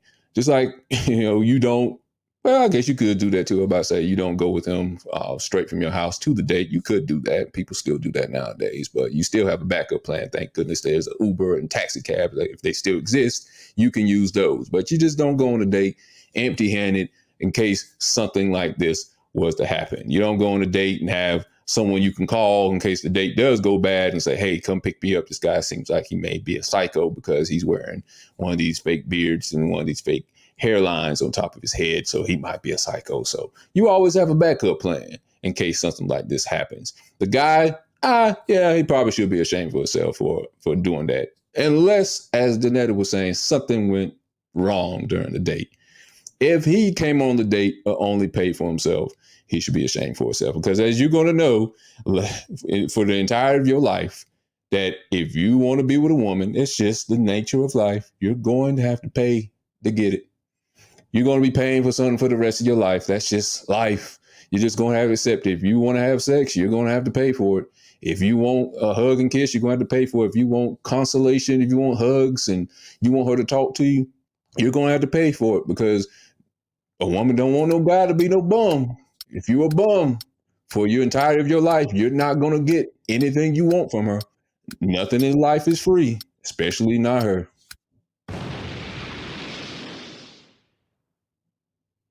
That's just life. All right. Right. Amen. No, that's fine. All right. I see. All right. So what if homie was anything to say on that before we move? But go ahead. Go ahead, LT. No, I was saying, what if homie was a bus driver? That was his job. And it was summertime. What does a bus driver do in the summertime? You know what I'm saying? Like, they still get money in the summertime. What's you talking about? School bus? Yeah. Oh yeah, that's right, school bus. But if it's the city bus or whatever, they driving in the summertime. Right. Oh yeah. So either way it go, they got some money. They get money. Or if it's too expensive, you better go to a hot dog stand instead. Yeah, somewhere else. Like the place didn't look expensive in neither one of them. Like, yeah, you mentioned that he was like he was eating on the top of the styrofoam plate. Plate. Like he definitely popped the top and was like, "Shit, I'm gonna just eat mine right here." I was like, "Where's the damn plate at?" He said that later. I feel like what's so concerning about it is not necessarily, I mean, obviously it is him eating in front of her, but that's why I'm saying I just feel like something went wrong and they just put on the pettiness. But the fact that she stayed there and seemed like, to me, that seems like begging. Like, I'm going to beg you to treat me the way I feel like I want to be treated right now. You know what I'm saying? And so that bothers me. I don't get that. At a certain point, we have to acknowledge, what is you exposing that to us on social media going to do in that situation? Right. That's like, unless that person it's like she's using her phone like a gun. It's like, you better pay, motherfucker. That's what shaming does. That's why she's doing it. Shaming. And all that, like, it hurts the soul. Yeah, but it went viral, did it? Because I don't know. How many views has it got on it? Did it going viral pay for either of their meals? Probably not. It didn't. So it's like, yeah, it's begging, it's shaming, it's really trying to, because what she's trying to get is she's trying to guilt trip that person into, or get her lick back. She's trying to get her lick back. And it's like, it's because you still plan on fucking with this person. I hope not. You know, she may not. She may have low expectations. That may be the type of woman Ebony is talking to. Look, well, wait a minute. Unless this is not their first date. And that's crazy if that's not their first date. You know what that reminds me of? Old girl from Locked Up Love, whatever that's called. You know what I'm talking about? That reality show, Locked Up for Love. I've seen clips of it. I don't watch it, but I've seen clips of it with this really, really healthy girl and this little skinny dude. You said really, really healthy girl. It's circulating, and then it's like his sisters don't like her. Like, or you talking about Love After Lockup or something? Yeah, that's what it is. That's what it is. Yeah, his sisters don't like her or something. That's the little clip I seen. I was like, what kind of show is this? But I never watched it. Yeah, it's a real skinny, light-skinned guy, and it's real healthy girl. Yeah. Yeah, that's what I'm talking about. Yeah. But she basically kind of take care of him and provides. Yeah, there you go. She says it too. Love After Lockup. She basically takes care of him, provides him with the finances, the car, and all that type of stuff. Except this is in, I guess, sort of reverse. Well, maybe not. She's paying for everything. He's eating off of her, and but this guy is just gonna pay for him, and she ain't eating off of nobody for the past how many dates they went on. Again, I hope that's the first date and not the fourth and fifth and eighth date. Unless it was just an argument that went wrong, and she's like, okay, if you're going to talk to me that way, maybe she watched that Ebony K video. It's like, I want you to be better. I'm like, all right, I'm going to be better. I'm going to eat more of this food and save more of this money in my pocket. How about that for being better? No, I don't know. She didn't represent herself well, is all I'm going to say. No. I wouldn't have did. All right. Next story. Leave It or Medicated. This is about a lady talking about someone she dated in the past, and she's talking about the person she dated was a father to a daughter and how that relationship turned her off, basically. We're going to hear about in her own words. He took her to school every day. He picked her up every day. After school, they would go out and have dinner together, eat out, whatever. And then I think she lived with her mother at that time. But this man was on this girl every single day and all hours of the day.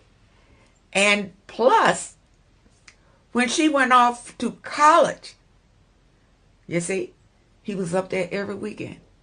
He knew every boy that tried to talk to her, and he was all in between it. You understand? I sympathize with your dilemma. I left him because of that. If I'm not first, then I don't want to be in it. You understand? I don't want to be in it. And plus, I'm going to tell you something. Some of these men have been inappropriate with their daughters. You see, that's why they feel ownership over them. You see, you have to be very careful with a situation like that. And I'm going to tell you, I don't think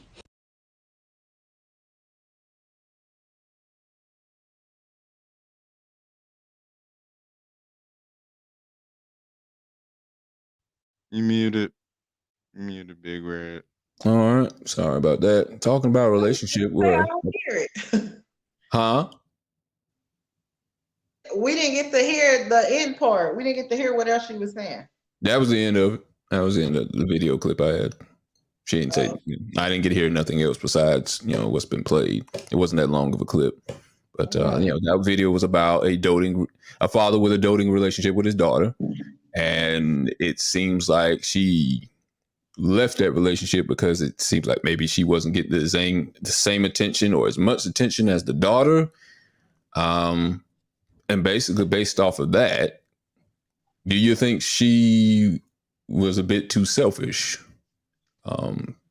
with how, I guess, he was treating her and maybe not showing her, I guess, the same type of attention? Because she's saying she wants to be first when it comes to that kind of relationship. The daughter comes last, and she told her the things that he did for her, fixing her breakfast, taking her to school, and also when she went to college, getting in between guys that were trying to talk to her and stuff like that. And it seems like a protective father, which I would think would be a good thing, which I think most daughters would want. Well, maybe not want when they're teenagers, but when they get older, they appreciate it, hopefully. But based off of what we've heard here, do you think she overreacted? Do you think she was being selfish based off the video clip we saw? So if you think she overreacted, leave it as is, that you agree with the premise that she did overreact. If you think that she was right with what she had to say, medicate it. Okay? So leave it if you agree that she overreacted, medicate it if you medicate it if you don't agree with what she had to say. Am I fucking it up? Yeah, leave it. Okay, let's switch it around. Yeah, because medicate should be if you don't have a problem with what she had to say, let's say it that way, leave it alone. If you do have a problem with what she had to say about the father being there for her like that, then medicate it and tell us why you have a problem with it. Sorry about the mix up. All right. No, so, okay. Danetta, do you want to leave it or medicate it? Oh, it's kind of tricky. Only reason why it's tricky because I didn't hear the key words. But I'm going to say, I think I'm going to say medicated, right? I think so. Okay. Medicated, and you have a problem with what she had to say. Oh, no, wait a minute. She overreacted, you're saying. She was being too selfish. No. Okay, no. So what am I doing? Leaving it? Yeah, leave it. You want to leave it. Okay, tell us why. You ready? Okay, so the reason why I would leave it because the very first thing is people know what they can handle and what they can't handle, right? So if I get cheated on, I know if I can handle going back into that relationship and trying to make it work, or I know if it's something I can't handle.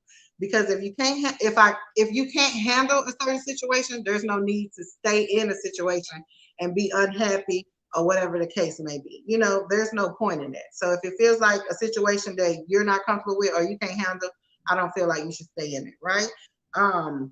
Another thing is, it's so interesting. This is a topic because I have recently, within the last year, had friends or associates that speak about something very similar. And so when I was saying I didn't hear any keywords, I didn't hear the keywords that they were referring to. Like, for instance, one of the young ladies did end up leaving her boyfriend because of the daughter.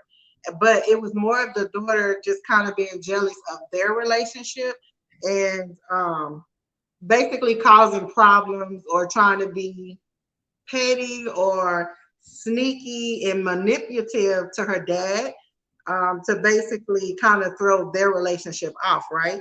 So it is a thing that can exist or whatever. So she didn't necessarily say that in hers, like the girl was doing anything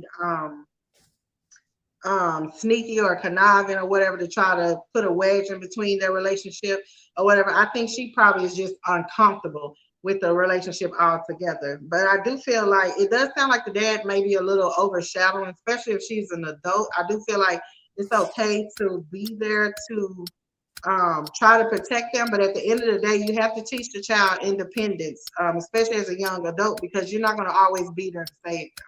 You know, so they got to know how to be able to save themselves. You know what I mean? So you don't want to cradle them too much, and it kind of sounds like he is doing it.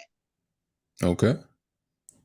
All right, LT, do you want to leave it or medicate it? You're right. It's really confusing. What is the leave it and medicate it? Leave it if she was, yeah, leave it if she was correct in leaving the relationship. Medicate it if she was selfish for the reasons she stated in the video, and you tell us why you think she was selfish. Shit. Or wrong for leaving the relationship based off his relationship with his daughter. I think I want to medicate it, but for different reasons. Okay. Tell us why. Are you ready? Go! Because respectfully, fuck this old lady. I don't give I really don't give a fuck. I really don't give a fuck about this old lady and her dating preference either. I'm gonna be honest. Like, because yes, this does exist. Why are you telling us on social media? Tell the police. Get this man arrested. Are you in multiple relationships where you've noticed the father's been inappropriate or had inappropriate relationship with his daughter or daughters? Why do people think coming to social media is the solution? Go to the authorities if this is like, do something about it for real. Get the dude locked up. How long has she been? Was this her husband? Did she create a family with this man? Like, how long has this been going on? Again, we're only seeing it through a 30-second, 60-second, 90-second clip. What now? I need a response clip from her ex-boyfriend or ex-boyfriends in questions. I need to see a 67, 75-year-old dude named Cletus. So, okay, so I heard a lot of people talking shit about me and my relationship with my daughter, and I just want to set the record straight. I'm not on that area of TikTok. I'm not. I don't give a I'm glad this lady survived her terrible ordeal with this man that was in an inappropriate relationship with his daughter while he was in a relationship with her. Ma'am, there are so many other things to worry about than dating. You were 65, still trying to work on retirement. She's like, why does grandma need a TikTok to tell me about her dating life? It doesn't matter. Like, ma'am, you could leave this relationship, report him to the police, get this taken care of, and like, but you want validity from it. You want what's the word? Virality or virility? Yeah. I think that's what it is. It's for clout. Everyone is doing everything for clout, and it's, oh my god, even our elders. That lady might be AI. I don't even know. She might not even be a real person. Shoot, at this point, you never know. Can't tell. Because was it his daughter or was he? Because again, his response could be, that wasn't even my daughter. That was actually my young thing that I keep on the side. You dumb old broad. I'm just using you for your retirement because you actually got it. All right. I'm going to medicate it. Are you ready? Go! Although, as I've stated before, stepfathers and stepmothers are in a very difficult situation because they don't have the same ability to raise a child that the original mother and original father have. They can't discipline the same, because they're not the father, they're not the original mother. So they're in a compromising position. But as I'm going to say, if you are in a stepfather, stepmother in a relationship, the wife should come first, I do think, because you can't have a happy home with the husband or wife out of order. And you got to be on the same plane to be able to raise a child if you're going to allow them to raise the child the same way, hopefully, as the original parents. Or you find a way to work around that. You can raise a functioning child, whether they're the step kids or not. The problem where I have is, what I'm saying I'm going to medicate it is, there's a lot of times I've seen this, and I've experienced this too, where mothers or step parents or whatever, for whatever reason, with the fathers, do not give the same respect to the father and daughters or sons that they want in return for the stepfather to the mother and her kids. It's almost like you can't love your child this much. You can't love your child the same way as me.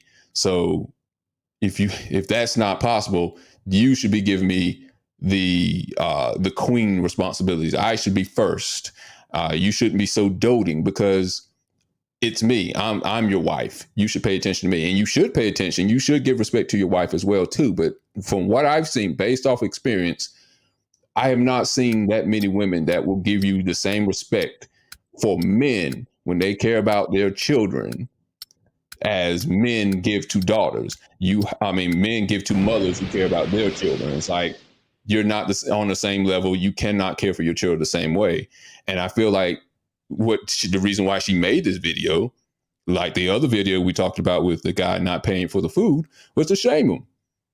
That's all it was. It was to shame him, because if it really was that bad, if you thought he was committing a crime as you were trying to insinuate, why didn't you call the police? It sounds like you were there for quite a while too. Why didn't you leave earlier if you thought it was such an inappropriate relationship between the father and dad? So it's all pretty much, to me, you're making this video to shame him. And I've always seen, I never hear this on the other side where guys are like, well, you know, she was a little bit too close to her son, and he probably having an inappropriate relationship, like molestation was happening or something like that. I don't see that. I see they may spend too much time, but the go far as saying men who do this usually are having an inappropriate relationship with their daughters. I don't see men saying that mothers are having an inappropriate relationship with their daughters or sons, whatever. It's a shaming tactic that a man made a video like that. We would call him weird. We would be like, ugh, why are you weird? Why are you care? You mad that she care about her child? Her child? You know what I see more? I see women not complain about fathers that are in the not in the home or not taking care of the kid. They're in the home, but they're not taking care of the kid. Complaint that fathers are not taking care of their kids? That's what I was about to say. I see more women, well, I see less women complain about fathers in the home who don't care about the kids in the home versus mothers praising the father that are taking care of the kids while they're in the home. I see more complaints about that versus the other. Like, I don't get it. I don't get it. What like? And they probably didn't have a new relationship. They married for years. Was like, what was? I don't know the nature of this entire relationship. I'm literally only getting. You might. That is a thing. Michelle just mentioned that is a thing. I've seen mothers and daughters have issues because there's a jealousy issue between the father who's giving one more attention, who's giving leeway than the other. Now, I do agree it does happen where if you just let the child run all over you and you just let the child run all over the step parent, the stepmother, and she doesn't seem to have any control. Now, that is a thing. But I also have seen things where fathers are spending a good amount of time with their daughters, and the mothers have been jealous of that. And they say, oh, God, you was just so loving to your daughter. I have seen that first and foremost. I'm like, how can you love your daughter that much? You know, and they want probably, I guess, the same in the return. Weirdly, there's grown-ass women who are jealous of that. And men, too. Grown-ass men who are jealous of that, too. I've kind of experienced that on the other end of the spectrum. I guess probably the real question is, what is too much when you're in a relationship? Mm-hmm. You know, what does that look like? You know what I mean? I don't think it's ever too much if the I father don't is. have an answer for it either. I'm like, I think I just love on my children. I feel like, well, this is the thing. What I'm talking about, my personal experience, especially in my last relationship, I don't think it was just a jealousy with my child. It was a jealousy with me, period. And I think that would mean anything connected to me. So it might be different from this situation. But what you explained, that's kind of like, not what you, when you basically stated about the child running over the stepmom, those are the situations I was referring to earlier that my friends have shared with me, that Right. it's their situation. That's understandable. They left the guy. Yeah, that's understandable. And she didn't clarify. Maybe that was the reason. But she seemed like she was talking about more about him being around her and being too doting to his daughter. And I don't see how that's ever going to be a problem. But you know what? I think this is just a scenario. I think there's a lot of women who didn't get that type of love from their father, and they see that given to their daughter, and they're jealous. I think that happens a lot. Because for me, I kind of celebrate that, to be honest. I hate being around or in a relationship or meeting people and I find out they're not a part of their child's life. Right. You know what I'm saying? So as long as I trust you, I definitely want you to bring your child over and everything. You know what I'm saying? Like, that's kind of like how I operate. I think I would be kind of more so side-eyed if you wasn't spending time with your child. Yeah. I've seen women where they were like, they're asking, so when does your child go back? Mm-hmm. You know, it's like, hey, you ready for her to go back? Because you don't think you're getting 100% of the time I'm getting? Oh, wow. Yeah, that happens. They ask when they're going back? Huh? No. They ask when is your child leaving? Yeah, like going back, you know, because it's split custody and they're just going back to the other parent. It's like, so when, you know, you seem to be asking that a lot, you know. You know, they're not asking when she's coming back. They're asking when she's going back. Oh, wow. Yeah, that's crazy. I've experienced that a lot. Picking up your daughter. Like, right. When's your daughter coming? When you finna spend time with her? You know, I actually, the guys I've been in relationships with, I'm actually like always encouraging. And then they might say something like, well, me and the child's mother don't get along. Okay, so do something to make it work. You can't just like be absent out of your child's life. Like, what is she asking? What is too much? You know, I'll be more like on stuff like that. Right. Because it's important. And when you grew up without your father, I grew up without my father for a long period of time, and then raising my kids on my own, it's something that's very important to children. Yeah. So I couldn't imagine.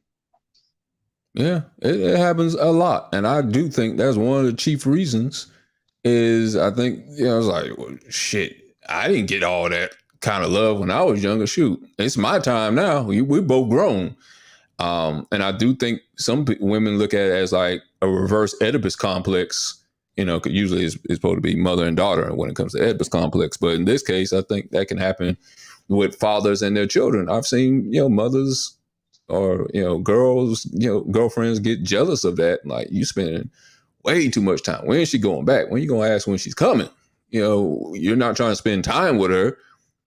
You know, I got to spend time with her. Like, I can't just throw her off to the side like she don't exist anymore because you're here. But I do have to be fair and give you your time too.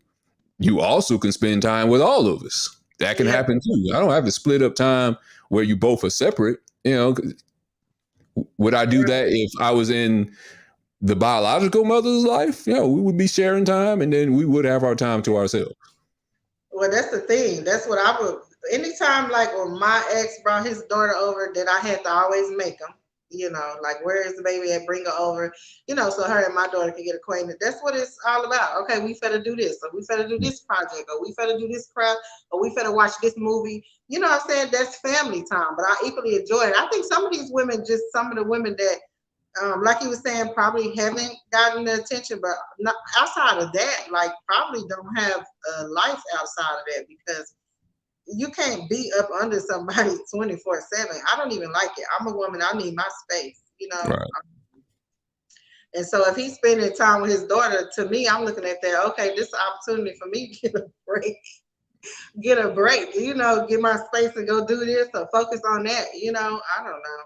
Weird. I just think it's unbelievable, more unbelievable for a single father to spend time with his kids than it is for a single mother. That's just kind of expected, that they're going to spend time with their kids and be around them, help with their homework and hug them and all that type of stuff. And what she's talking about, that's not an image you usually see on TV. That's an image you probably don't see at home or in probably their home. And when she finally sees it, she doesn't know how to handle it because she's never had to deal with that before. Maybe. And then something she doesn't encourage, because even though I have been like the opposite, it's just something I encourage. You know, being with your kids and stuff. Me personally, I can't be with a man who don't spend time and take care of his kids. It's just, right. It's just too much. Yeah, you still trying to get your mic on? Is he still trying to get him? I really am. It's not fucking with me. Okay. I can hear you a little static, but I think it's coming from the bottom of the mic. Word. Yeah, I can hear. I heard that. Yes. Oh, word. Yeah. Oh Lord. Ooh. It's staticky though. Okay. All right. So in the meantime, we'll go on to the last Leave It or Medicated part of the show. And this is about 4 things. No, this is a different video. This is about how to love your spouse. And we agree or disagree on that based on this video. Okay. Let's see him pop this up. Being with Michael, I would ask him, so why do you love me? You know, whenever we're dating. And he told me, I love you because I choose to. Oh boy, that right there. Hold on, y'all got to understand what that was. Man, go ahead. Y'all talk, because I understand when a man says that. Go ahead. And I thought, what do you mean? Yeah, you love me because you choose. Is it that hard to love me? Got offended. Am I that hard to love? Got offended. All of the older people were just shouting his praise. He's Yes. like, you get it. You get it. I was like, what? But it was all the older folks that were still married. There it is. They got it. Yeah. So I didn't necessarily like it then, but I did like it when I wasn't so lovable. God, dog, this is good. I did like it when I get pregnant and I gain 50 pounds. I did like it when I chopped off all my hair. The pixie cut looked great, but when I started growing it back out, it didn't. That in between. And I really appreciated it when, you know what? There are times where I was a little too harsh or I was popping off a little bit. And you didn't revoke your love for me because I didn't meet your standard, right? You still loved me. And I'm like, oh, I get it. I like this kind of love because this kind of love is not revocable. This kind of love is constant. It's not dependent on how great I am, but it's dependent on your decision and your commitment to me.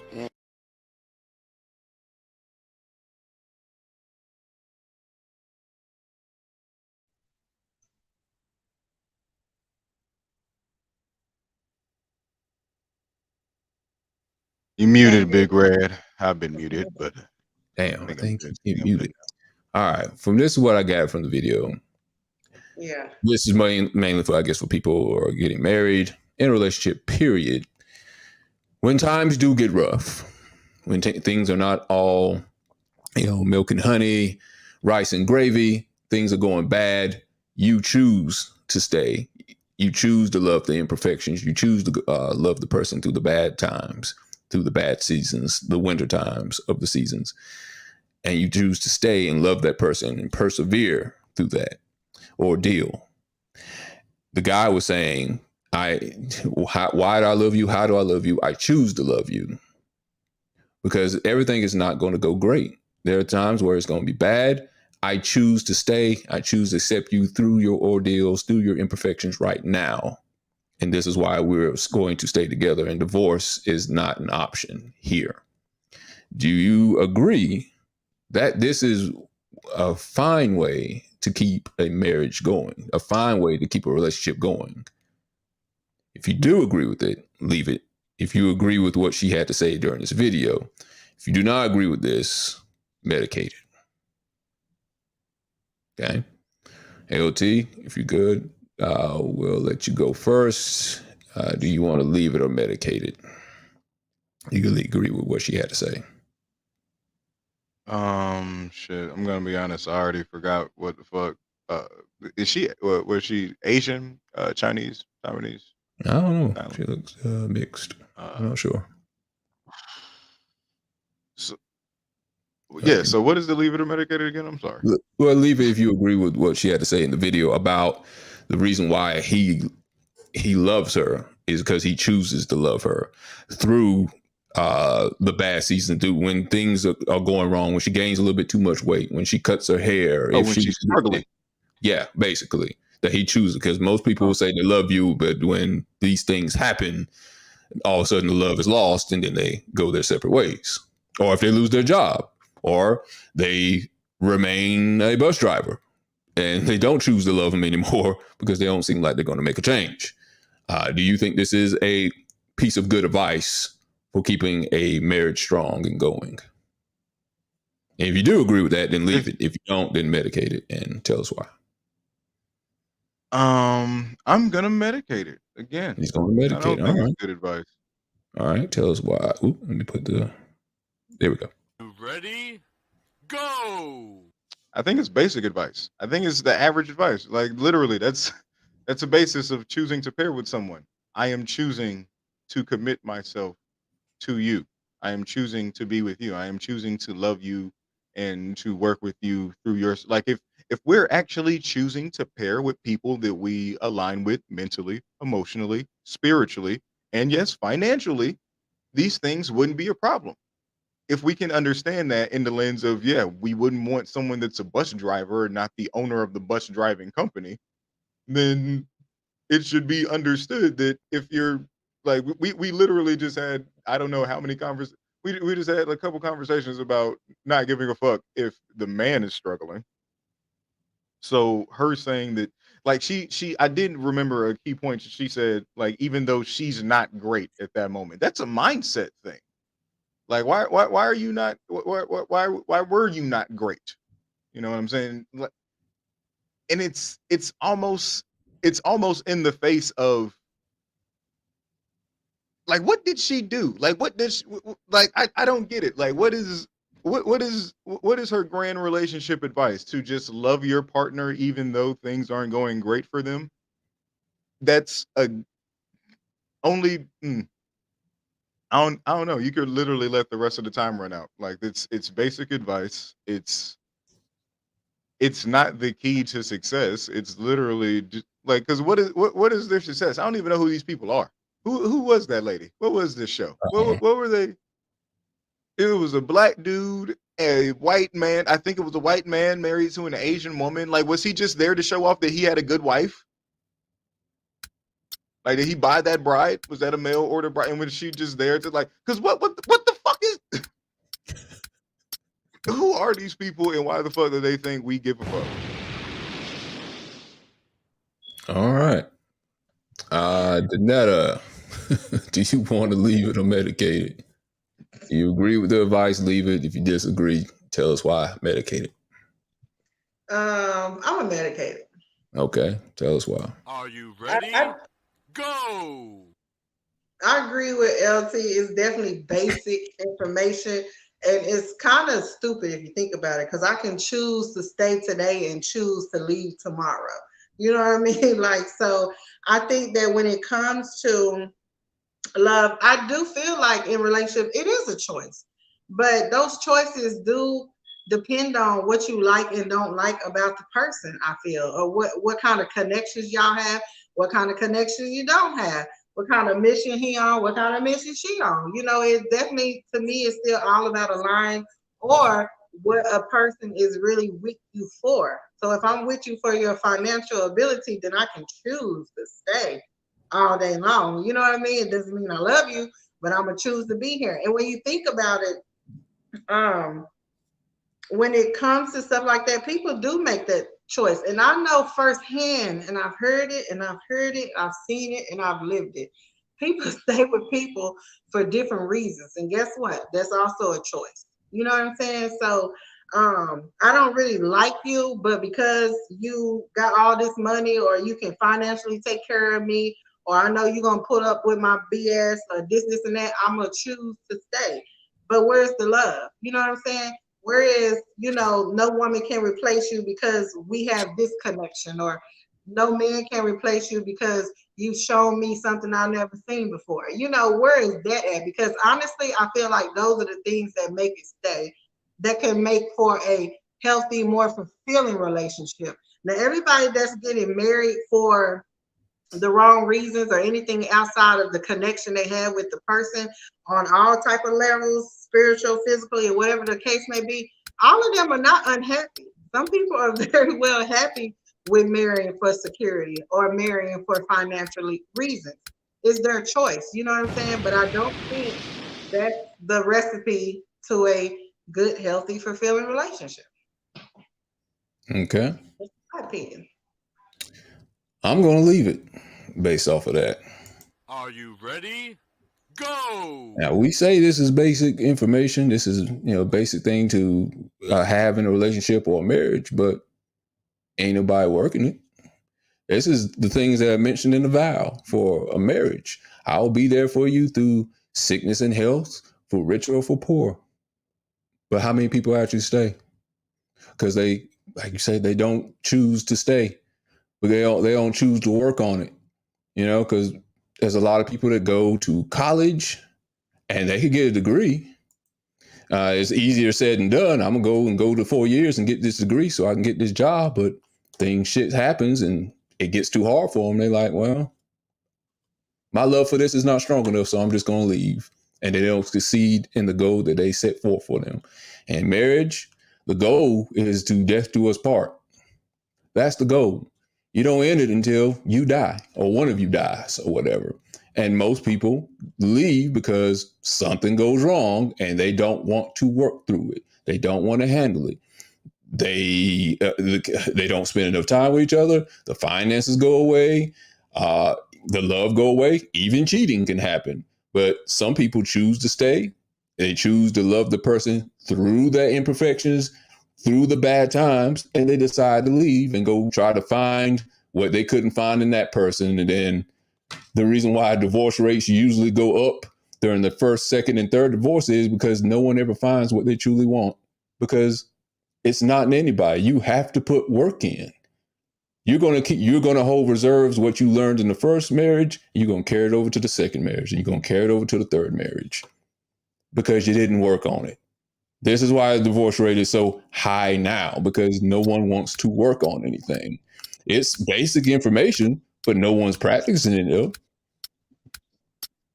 That's the only thing I have. Is like, when things change and things get rough, is your love going to change? Well, that's the thing. If you got into it for other reasons than love anyway, that none of that matters. That's what I'm saying. Like, none of that matters. You know, people have been in relationships for years and then one day just choose to go. So I don't agree that if somebody been in a relationship for like 10 years, somebody was choosing to try to stay and work something out. You know what I'm saying? But then suddenly it's just not working. You know what I'm saying? And then they make the choice to choose to go. You know what I mean? So I feel like when it comes to those rough spots, because people can be together for years and still have a divorce, right? So when it comes to those rough spots, it definitely has to rely on more than a choice. There's no way it relies on that. It has to be something, some type of connection or some type of, just that connection that no one else can mimic or reciprocate other than that person that you're with, is what I feel. And that doesn't mean that everything is peaches and cream. It doesn't mean that everything's perfect. It doesn't mean there never was a fight. It doesn't mean any of that. It just means that it is something greater that holds us together other than making a choice. You know, we make choices all day, every day. Easily. We make impulsive choices. We make thought out choices. We make all kinds of choices throughout the day, but we don't necessarily stick with those choices unless it is something that we feel will kind of benefit us in the long run, or something we're truly connected to, is what I feel. Let me ask you something, Danetta. Do you believe in unconditional love? I definitely believe in unconditional love, and I also believe that it's more than a choice. You believe in unconditional love for a spouse? Yeah. How could you ever leave somebody with unconditional love then? You say what now? How could you ever leave somebody if you have unconditional love for that person? Because you would never, I don't think you would ever leave your child based on bad things they might do. I definitely would never leave my child. But even with children, sometimes when they're going through their journey, sometimes you have to make a choice to step back and let them live life and pray that God keeps them safe so they can live their life, because it's not always peaches and cream with family, even the ones that you love unconditionally. Yeah, but would you ever divorce your child though? Not in the sense of marriage, but divorce your child out of your life like you would divorce a man out of your life? No, I would never divorce my child out of my life. And I would never divorce a man. That's hence why I'm not married. I've been proposed to twice in my life. I have not decided to marry because I don't want to get a divorce. So when I get ready to marry somebody, I'm going to have a connection that I know for sure is an undying connection. And that don't mean that we just all in love. I'm just going to have somebody that I know is 100% in, just like I'm 100% in. So we're not going to get married impulsively. We're not going to get married because I said I was leaving and you trying to buy a ring and find a way to keep me. We're not going to do that. We're going to get married because we genuinely want to be together. We genuinely have a connection, and knowing that we're not going to get no divorce. So I feel like I'm going to know when that person comes along. And I feel, Big Red, it's not going to be just a choice. It's going to be a connection. Mm-hmm. I'm going to have some type of connection that is just undeniable that this is the person I need to be with, or the person that I will be with forever. Through good, bad, ups, downs, whatever the case may be. Well, I just think that, you know, what she was speaking on with him, and probably a lot of people when they're in a relationship, it does pop in your head. Maybe not the strong devil ain't speaking as strong as the angel or whatever, or to the side, your conscience, whatever. When something does bad happen, let's just say cheating happens in a relationship, and you made me more apt to leave because of that, because your trust has been broken. People do work through that and say it's worth it to continue working on this and building on the foundation we've already built and keeping this going. I choose to stay and I choose to love you through this, and we can become better through it, because it seems like, you know, cheating and maybe finances is probably one of the biggest reasons why divorce happens. And it seems like if every woman says every man cheats, which I don't believe, but if they're saying that's the majority of men doing that, then, and that's been happening for eons or whatever, how else is, and I'm not condoning it by any means, but how else are you going to continue a long-term relationship if you're going to be married for 30, 40, 50 years and this one infraction breaks it up? It probably wasn't really that strong in to begin with. You know, again, I'm not condoning it. I'm not talking about like relationships. I'm talking about marriage, you know. Right, and I get that point. I get it. I get what you're saying, but that's why I said what I said earlier when we were talking about the lady in the relationship with her daughter. You got to be able to, you're going to stick with what you can handle. Some people can't handle cheating. Some people can't handle that too much of loving on the daughter. People cannot handle all of those things. Just like when you think about life, you know, I always say this, I'm always grateful because, you know, with the life I was given, I was able to come out on the other side and be okay. But guess what? Do you know how many people did not come out on the other side to be okay? That went down that same slope as me? It's a lot of it, okay? So with that being said, you got to know what you can handle as a human being. And some people cannot handle the cheating and the betrayal, right? And even though at the end of the day, it is a choice. It's a choice of what you feel like you can handle. Just like with me, When I'm saying I was proposed to, that's the main reason I didn't accept it, because you cheating on me now. We're gonna get married. You're gonna cheat on me again. Like, why am I marrying you? Why?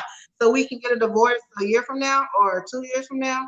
I'm not gonna keep working at something that I already been working at. And you think just because you throw a ring, because they swear every woman wants to be married. But just because you throw a ring in the mix, I'm supposed to be like, forget, I'm supposed to forget everything? No, I'm not gonna forget everything, because I only want to be married once, and I only want to be with somebody I know I feel 100% sure about. And even that's still tricky. You know what I'm saying? People can manipulate you. I get that, but I'm not going to put myself in that position with somebody I know that's already portrayed me, because I will deal with it, right? Or have dealt with it, but it's very difficult. It's very difficult to restore trust with someone. You know what I'm saying? And so, if I can make a choice, I wouldn't go through that again for sure. Like, I wouldn't stay with somebody that cheated on me, because it seems like it never really gets better. And even if it seems like it does get better, if they continue to do it, it just gets worse. And it's always in the back of your head. Yeah, you know what I mean? So I feel like it's what you can handle. Right. You know what I mean? If you know you can't handle certain things in a relationship, you just can't handle it. And you just have to do what it is you need to do. And men are the same way. That's why so many of them that make the choice every day to not be in their child's life. You know what I mean? Yeah. So this is kind of like how I feel about it. Right. Well, that's why I always say too, when there's some people that believe if you're not married, you're single. I don't believe that. I believe if you're in a relationship, it is a audition of what could happen potentially in a marriage. Because for whatever reason, kind of like what you were saying, when people put the ring on, they think magically shit's going to change, and you're not going to be the same person you were before. You're going to be the same person you were before. Just like when someone becomes a millionaire, you don't change. It maybe amplifies things that were already bad in you, but you don't change. It's just now you just have to claim her on your taxes.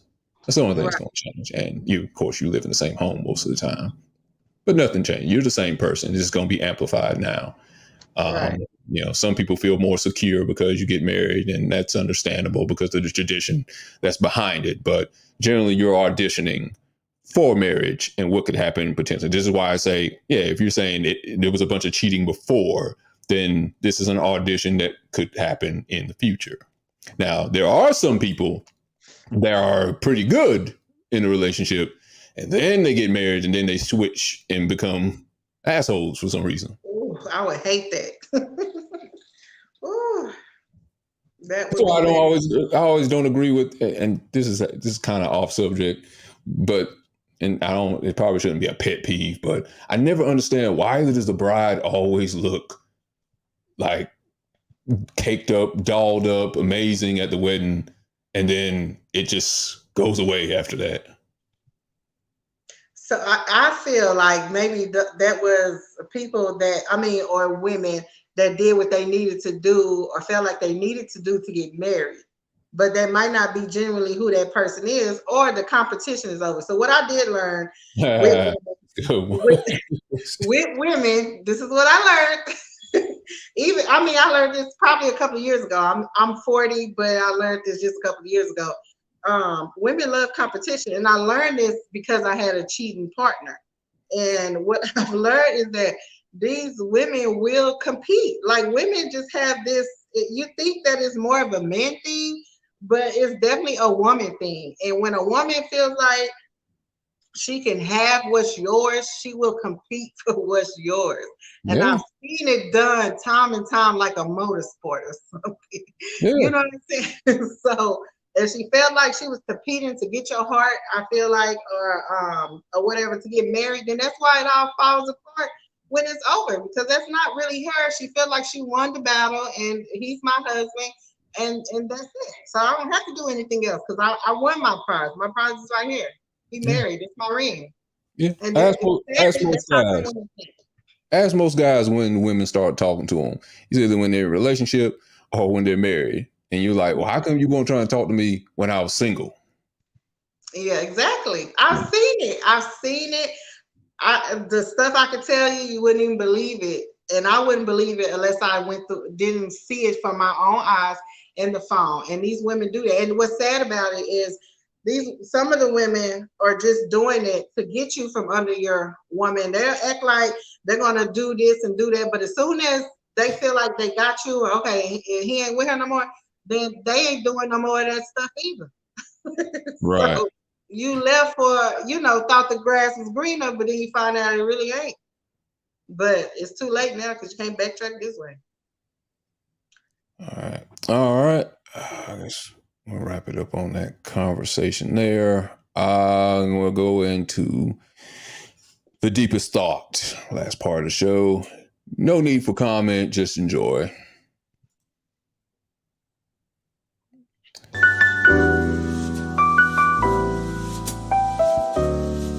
Different zodiac signs when you ignore them. Listen, you don't have to ignore me. Why would you ignore me? Just tell me how you feel.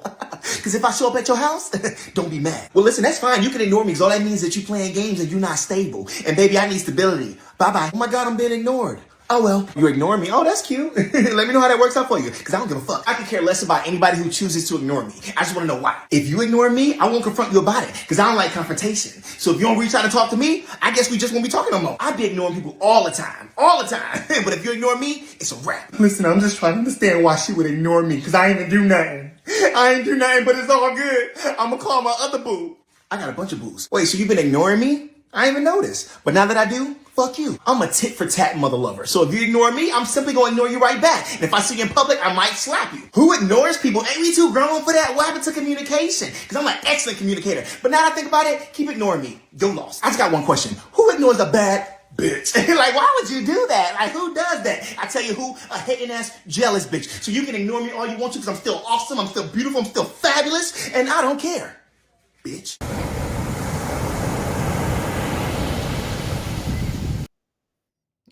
All right. Anybody recognize themselves in them horoscopes? Not really. What's your sign? Aries. There's so Aries. much Was that that goes you? into it. I could be here. Nah, This yeah. could be a whole nother episode. Like one, You let's said that talk was? about how they. Oh, good. Hold up. You said Aries. That was you? That was me. So is that you? No, that's not me. Not at Okay. all. No. What were you trying to say, I'm a LT? Cancer with a moon in Aries.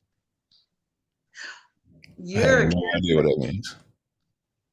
See, there's more to zodiac and astrology than just being that one sign. There's your sun, there's your moon, there's your ascendant. Yeah, see, so yeah, that's why these things are You hate them, sound like. I do. Yeah, he do. I hate horoscope, period, but you have a different reason why you hate them, though. Yeah, it's like a Those comic seem book nerd accurate. saying that they didn't make it comic book accurate. Well, not horoscope. I like zodiac signs. I feel like somewhat true. I'm a Pisces. I can tell you that wasn't true for the most part, but I You can Pisces? say that Pisces do Both of my have parents are Pisces. lots of people to communicate with. What did you say? Both of my parents are Pisces. Yeah, and they always have somebody to communicate with, right or wrong. Hmm. My girlfriend is a Pisces. Yeah. So he already know.